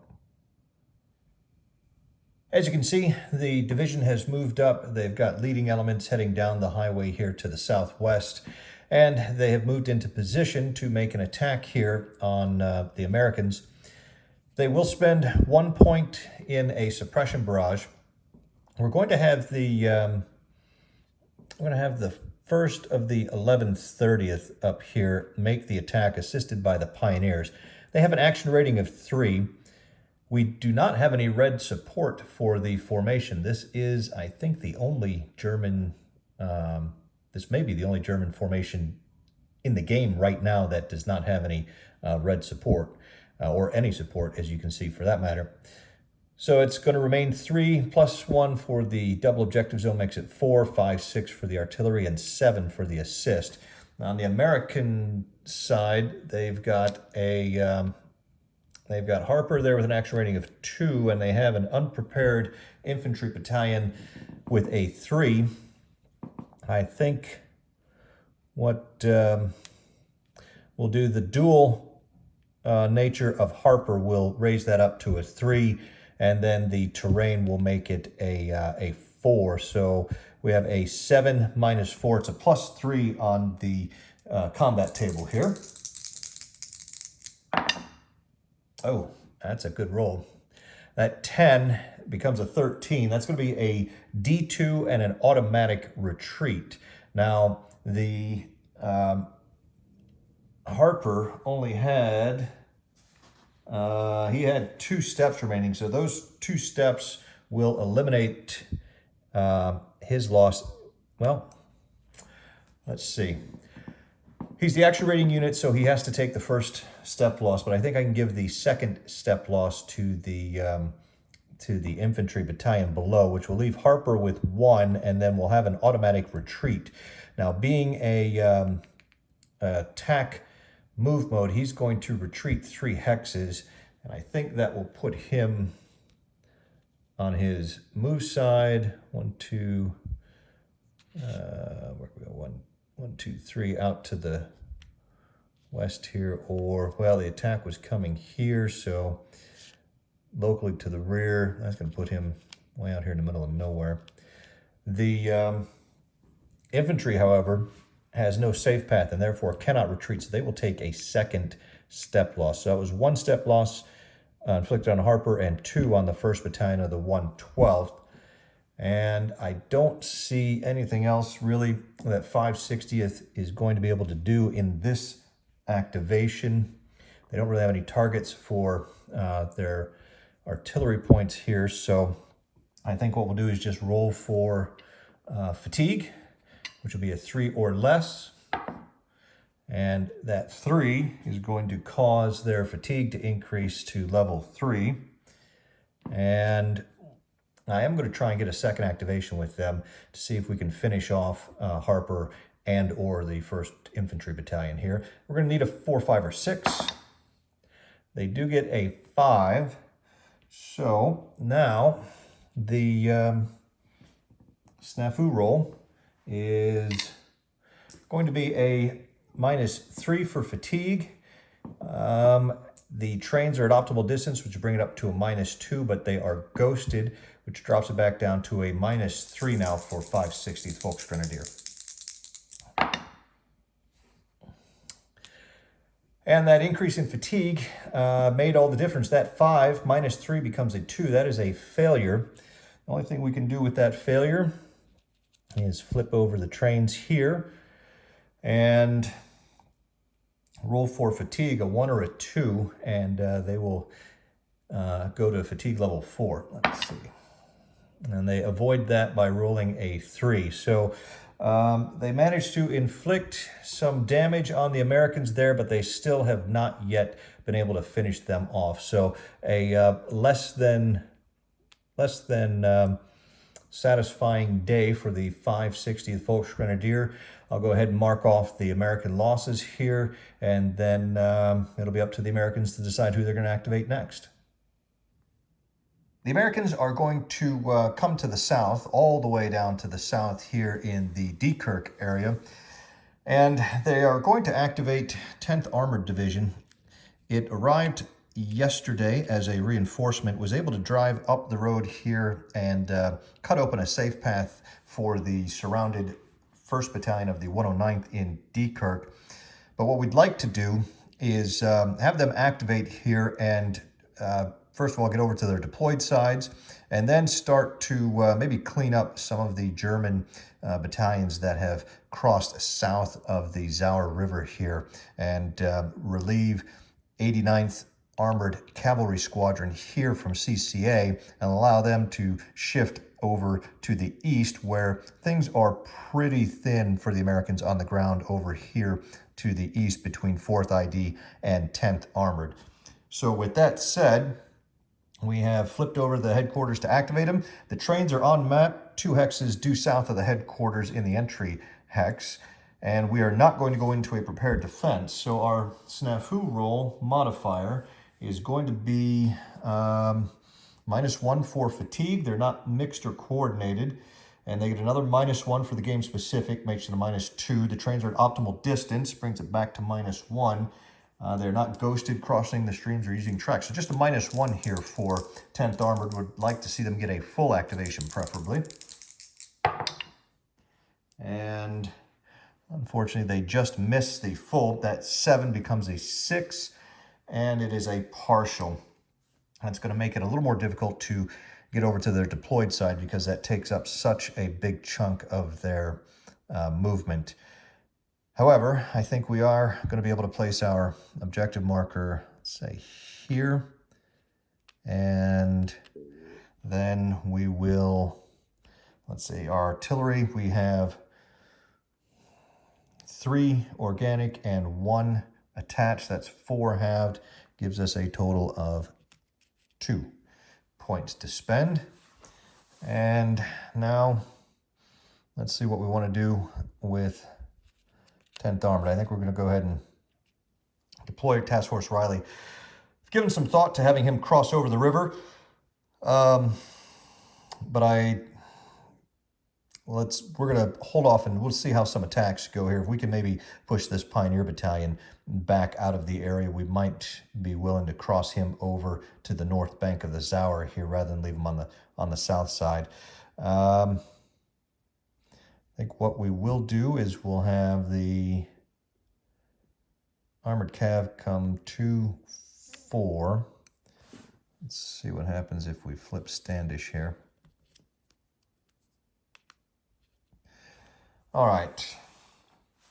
I think the first thing we're going to do with Task Force Standish is engage the support of 352nd. They currently have a Red 3 in support. So we've got an AV3 action rating 3 versus an AV3 action rating 3 for the Germans. It's going to be a straight up roll on the engagement table with the targeted support line. 7 is enough to drop the target's support. Let me mark that real quick.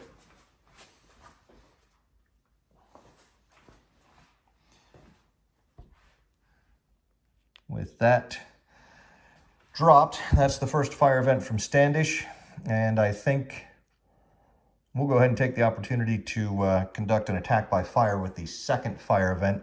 This is going to be a 5 or 6 because they are in terrain. A 2 misses.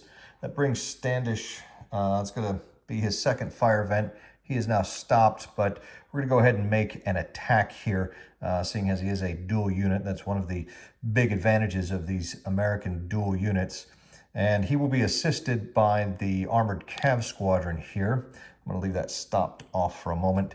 We will spend one of our artillery points in a suppression barrage. So we're looking at an action rating of 3. It is a dual unit, brings it up to 4. 5, 6 for the artillery, 7 for the assist. On the defender's side, the Pioneers have an action rating of 3. They have no support. They are not in a prepared defense, but they are in terrain, which makes it a 4. What do we say? We said 7 to 4. That's a +3 on the attack. And that did not go very well at all. 2 + 3 is a 5, so they're not going to lose 2 steps. It's only going to be an A1 for Standish. Now, one thing about this 10th Armored, all of the task forces here, they are just absolutely huge. I don't know if you can see that on Standish. Let me see if I can zoom in a little bit here. You can see Standish has 8 steps. Chamberlain has 9. Riley has 6. Even the Armored Cav Squadron has 5 steps, so a couple of just really enormous units here in 10th Armored. But they now have 1 less step. More importantly, they failed to dislodge the German Pioneer Battalion. Matter of fact, they didn't even inflict any step losses on them, so that is a disappointing result. What we might be able to do, let's take Riley here. Well, he's not going to be able to get too far, is he? Thinking of driving Riley across the railroad tracks here to the east. Unfortunately, he's only got 2.5 movement points, so he can only get to the 1 hex here. That would be enough for him to move over and take a couple of shots at the Pioneers, but I don't know if that's going to be worth it, because then that would commit Chamberlain to moving up here. And as I said at the start, I'd like to try to get over and allow the 89th to pull out of this position and redeploy to the east. So I think we're going to have to pass on that, and I don't think Chamberlain's going to have the movement. 1, 2, 3, 4, 5. He's going to have to stay on his move side. 1, 2, 3, 4, 5, 6. And, you know, he will go ahead and engage the support here of the Fusilier company of 352nd. Again, he's got an AV2, action rating 3 is a 5. They have a AV of 3 and an action rating of 3 for a 6. So he's actually going to be doing this at a bit of a disadvantage. It's going to be a -1 on the engagement roll.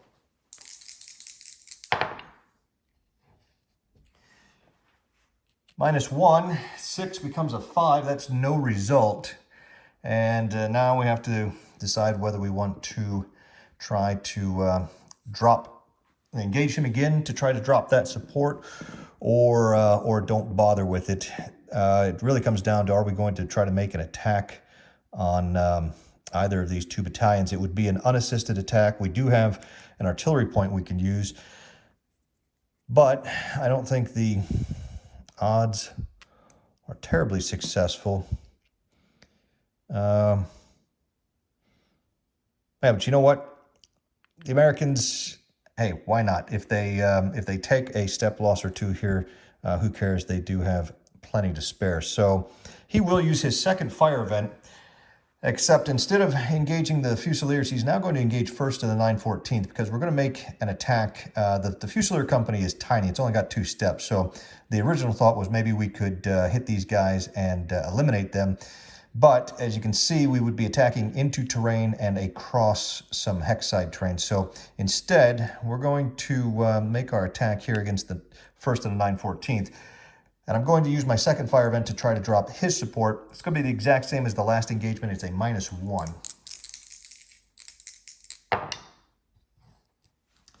This one goes better. 8 minus 1 is a 7. That is a target dropped. So his support is now temporarily dropped.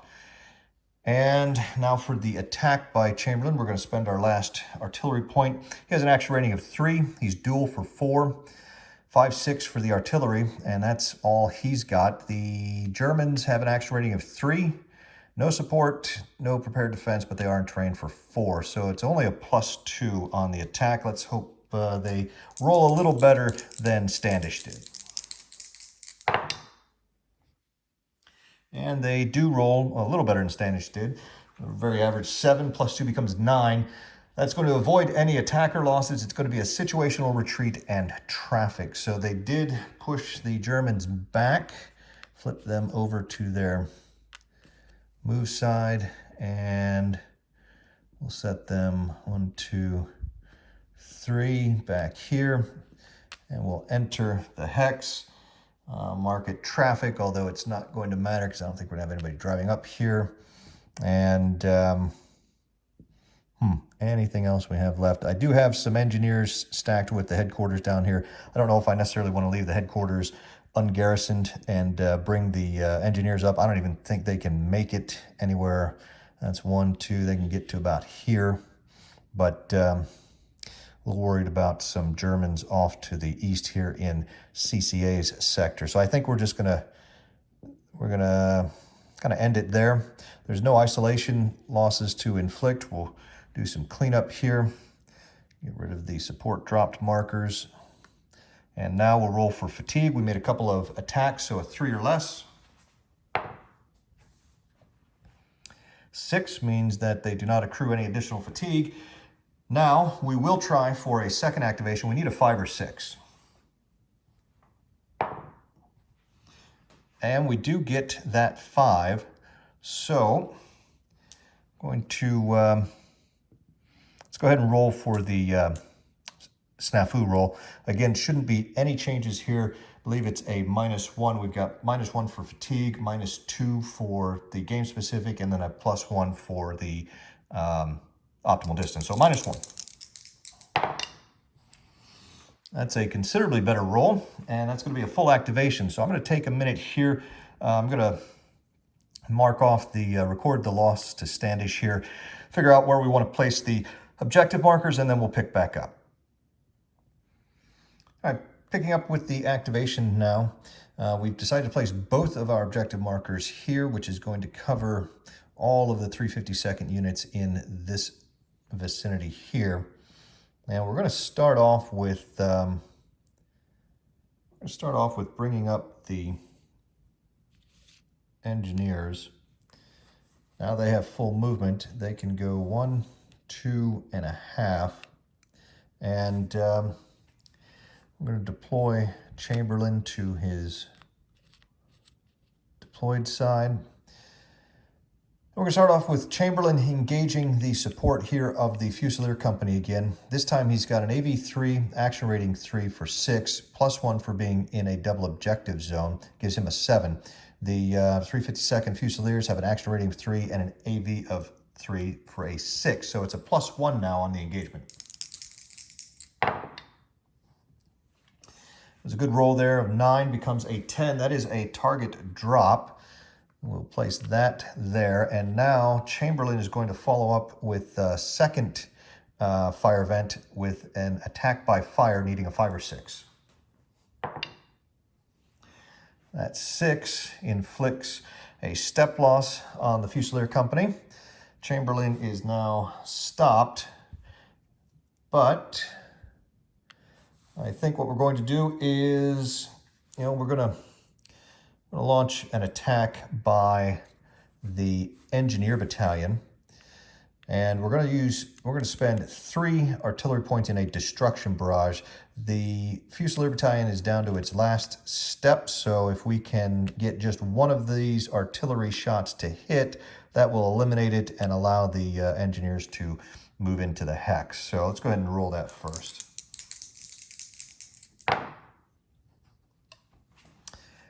And the 4, they are in terrain. It's a 4, 5, or 6 for their artillery barrage. That's going to inflict the second and final step loss on the Fusiliers. And we'll have our engineers move across the stream there. So the first attack went successfully. Now I think we are going to try and attack these pioneers again here with Standish, assisted by the 90th Armored Cav. And we will spend our last artillery point in a suppression barrage. So we've got an action rating 3, duel is 4, double objective zone 5, 6, 7 for the artillery, and 8 for the assist. Actually, I'm sorry, before we make that attack, Standish is going to engage the support to try to drop the support of the pioneers. This is going to be similar, it's probably going to be the exact same as the engagement over here. They've got 3 + 3 is 6, +1 for the double objective zone. That's a 7. And the defenders have 3 + 3 for 6, so it's a +1 on the engagement. And that rolled even better. That 10 becomes an 11. That is a target drop and step loss. So they've inflicted a step loss to the Hetzer Battalion that is in support of 352nd. Now Standish will take use his second fire event for an attack by fire, needing a 5 or 6. And he just misses there. Now we will do the attack. And the attack's going to be action rating 3 +1 for duel is 4, 5 for double objective zone, 6, 7, 8 with the assist. And for the Germans, it's going to be an action rating of 3. No support, no prepared defense, but they will get 4 for the terrain. So an 8 - 4 is a +4. And they didn't really need the +4. Boxcars gives them a 16. That's going to be a D2 and automatic retreat. So Pioneer Battalion goes back to the HQ refuge here.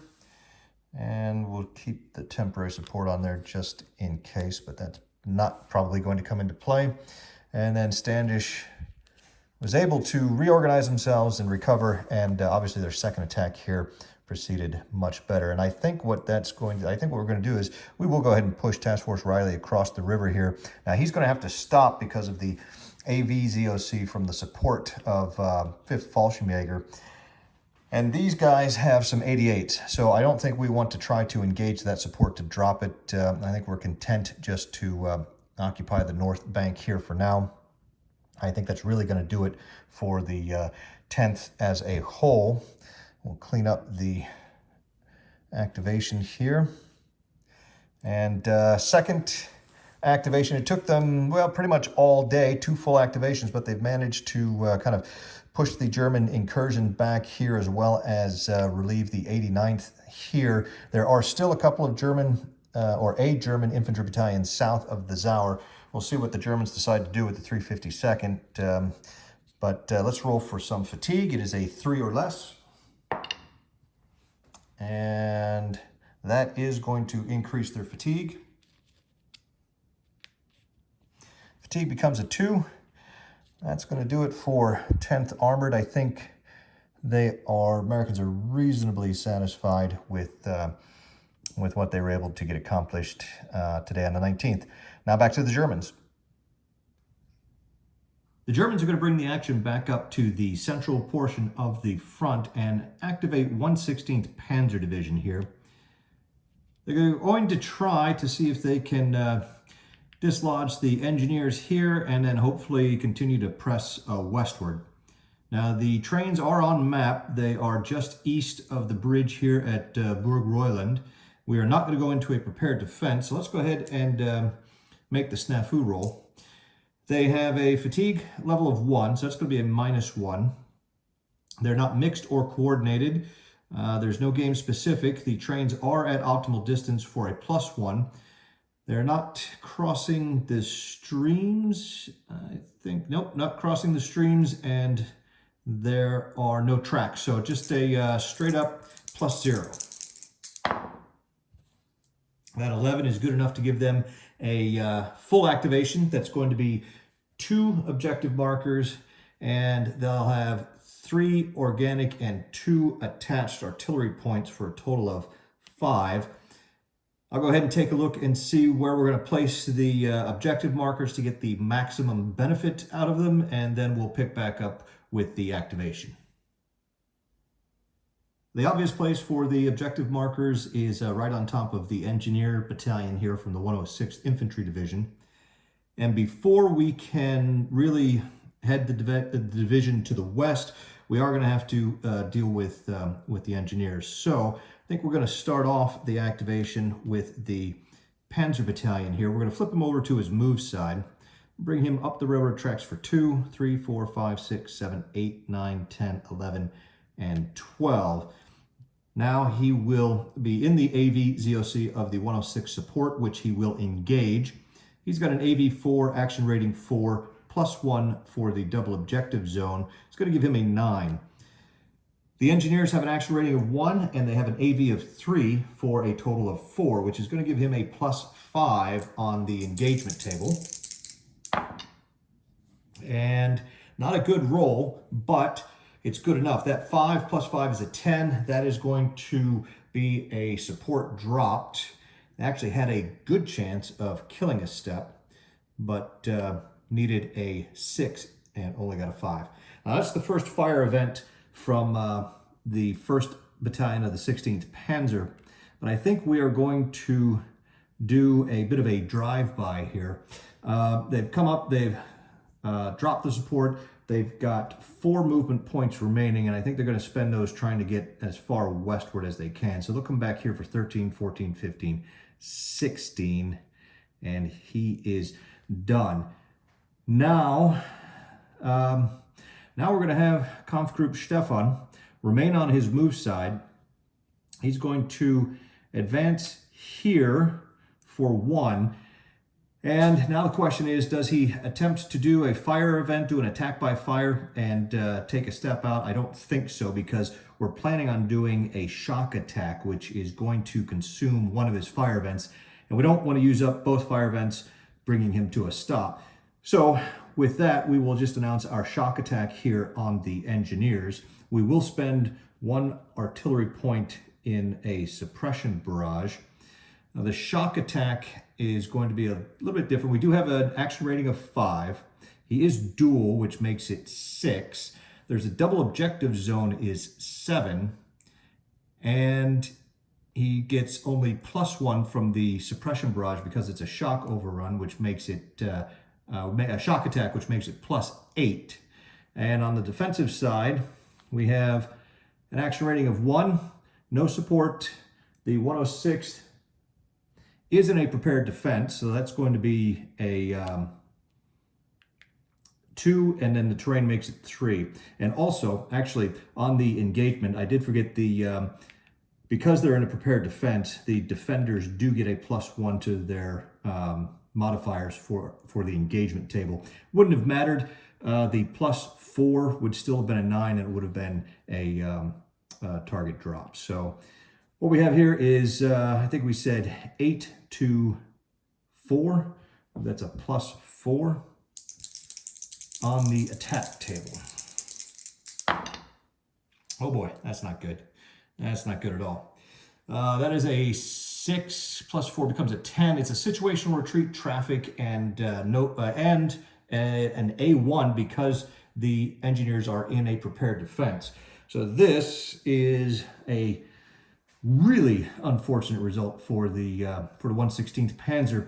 That the situational retreat is going to be ignored because of the prepared defense. It's going to inflict a step loss on the engineers, and I believe that's the last step of the engineers. So I'm going to go ahead and mark that off, and then we'll continue.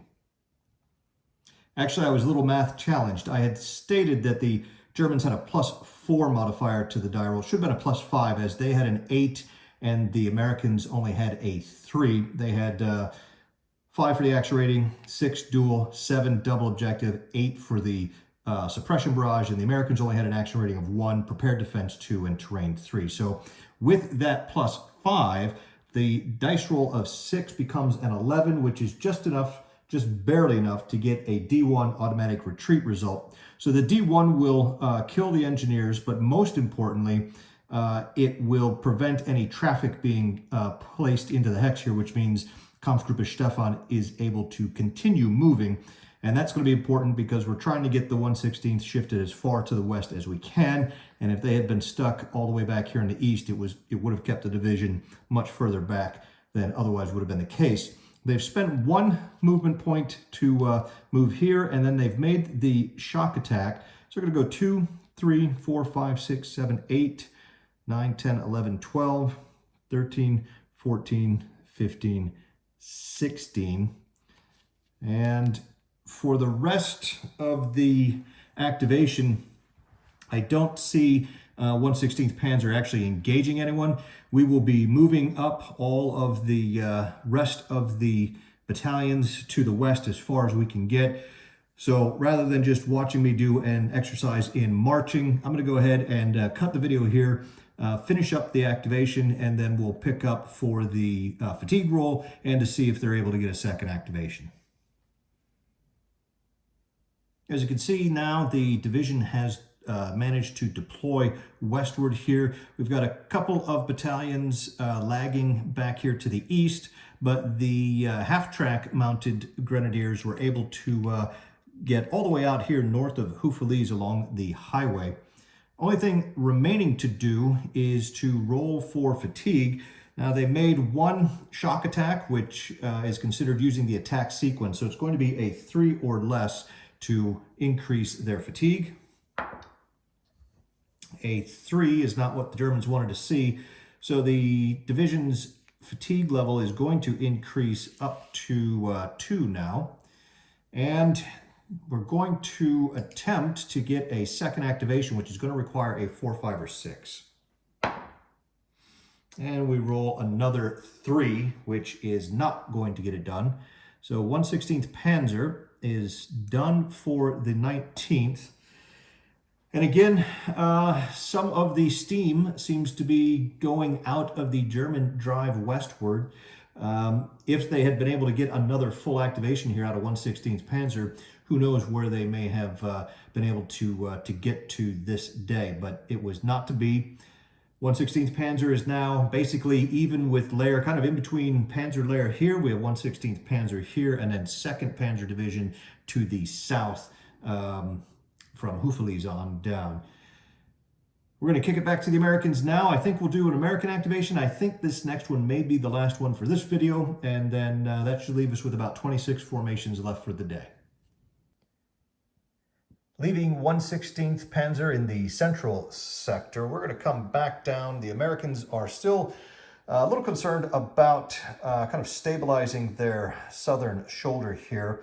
And last formation they activated was 10th Armored. I think they're going to go ahead and activate the neighbor to that, the CCA of the 9th Armored. So let's see what CCA can do to kind of firm up the line in between 10th Armored and 4th Infantry Division.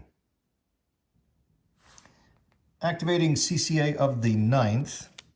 We'll flip those over. They do have their trains on map. They are co-located here with the 109th's headquarters. So we have a complete MSR. We are not in a prepared defense, and I don't think we're going to go into a prepared defense, considering 2 of the 3 units have AV values. The prepared defense doesn't do them a whole lot of good if they are engaged by enemy AV units. Although we do see a lack of German Panzer units in this sector of the front, so it's not necessarily a bad idea to go into prepared defense, but what we're going to need to do is try to get more than half movement, I think, in order to accomplish what we want to do. Primarily, what we're looking to do this activation with CCA is to clean up this German penetration here in the Ernst Noir Gorge, ideally by driving 1st Battalion of the 986th back out to the north, or ideally destroying them and kind of sealing off this this hole here in the lines. Now, with 10th Armored having moved over and relieved 89th Armored Cavalry Squadron, they will be able to come east here and assist with that. 1, 2, 3, 4, 5, 6, 7. Yeah, see, they're going to need 1, 2, 3, 4, 5, 6, 7, 8. They're going to need 11 movement points to get over and do what needs to be done here in order to make the attack. 1, 2. Although, if we bring the infantry down, the armor and the infantry will be able to make it here to make the attack at half movement. I just don't know how good our chances are with getting a full activation. Matter of fact, I don't think we can unless we roll boxcars, because we've got a fatigue of 2. We're going to be using tracks. It's going to be another -2. Of course, we have the game-specific -1, so there's -5 right there. And we will get +1 for optimal distance, so it's a -4. It's an 11 or 12 to get a full activation. It might be worth it to just go ahead and go into the prepared defense and see what we can do with that. So let's do that for now. I think we are going to enter a prepared defense. Let me go ahead and mark that.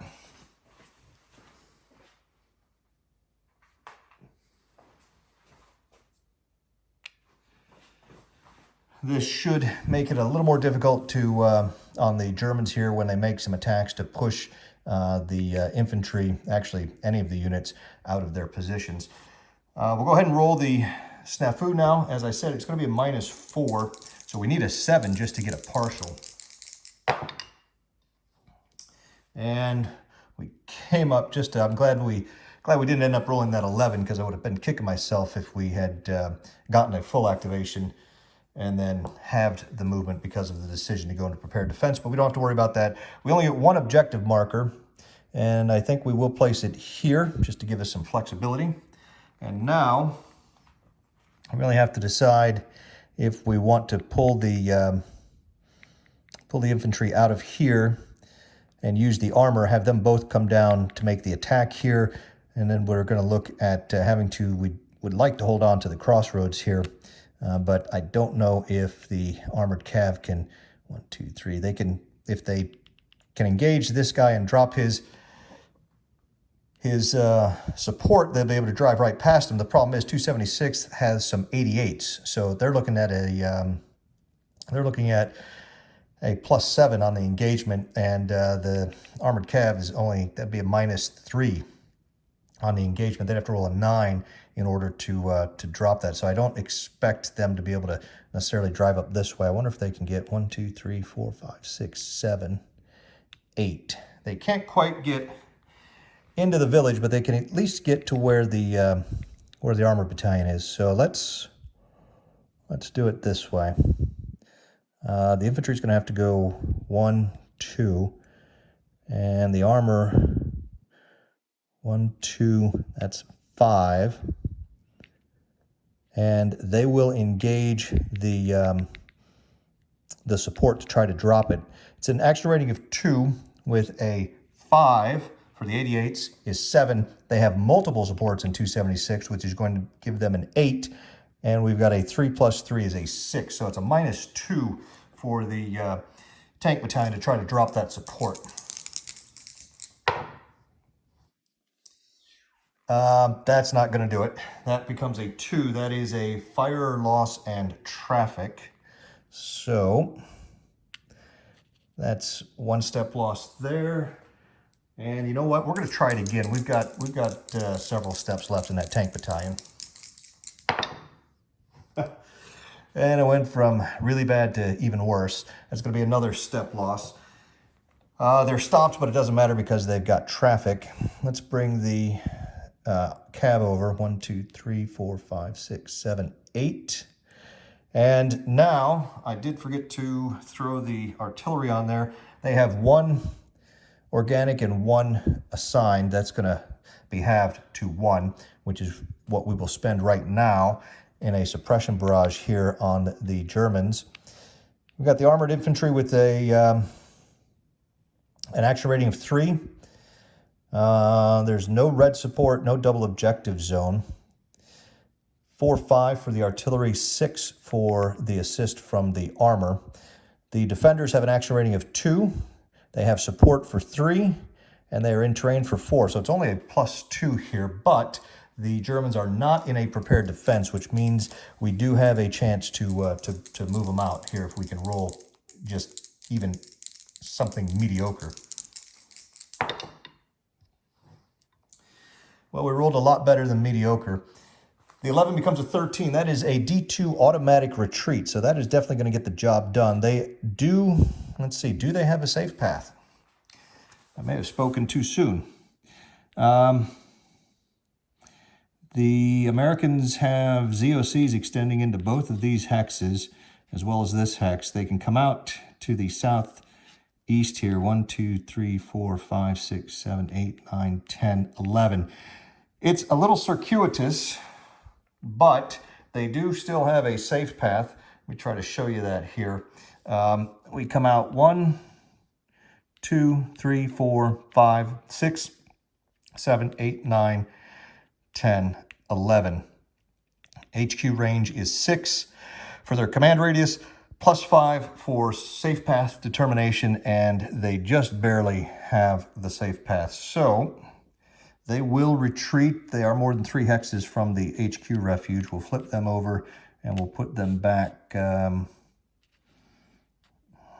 will we put them? Yeah, we'll put them next to the bridge here. And the armored infantry will move into the hex.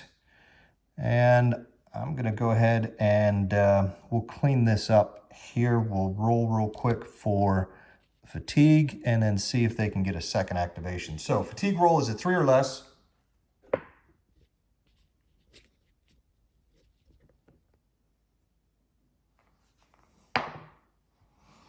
Die roll is a 4, so no fatigue, and now a second activation on a 5 or 6.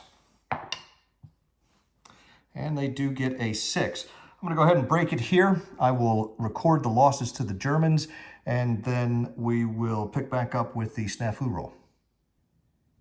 Well, we ended up having a very successful attack there, and getting the second activation actually gives us a chance to get back into position and solidify the position even more. We're in a prepared defense.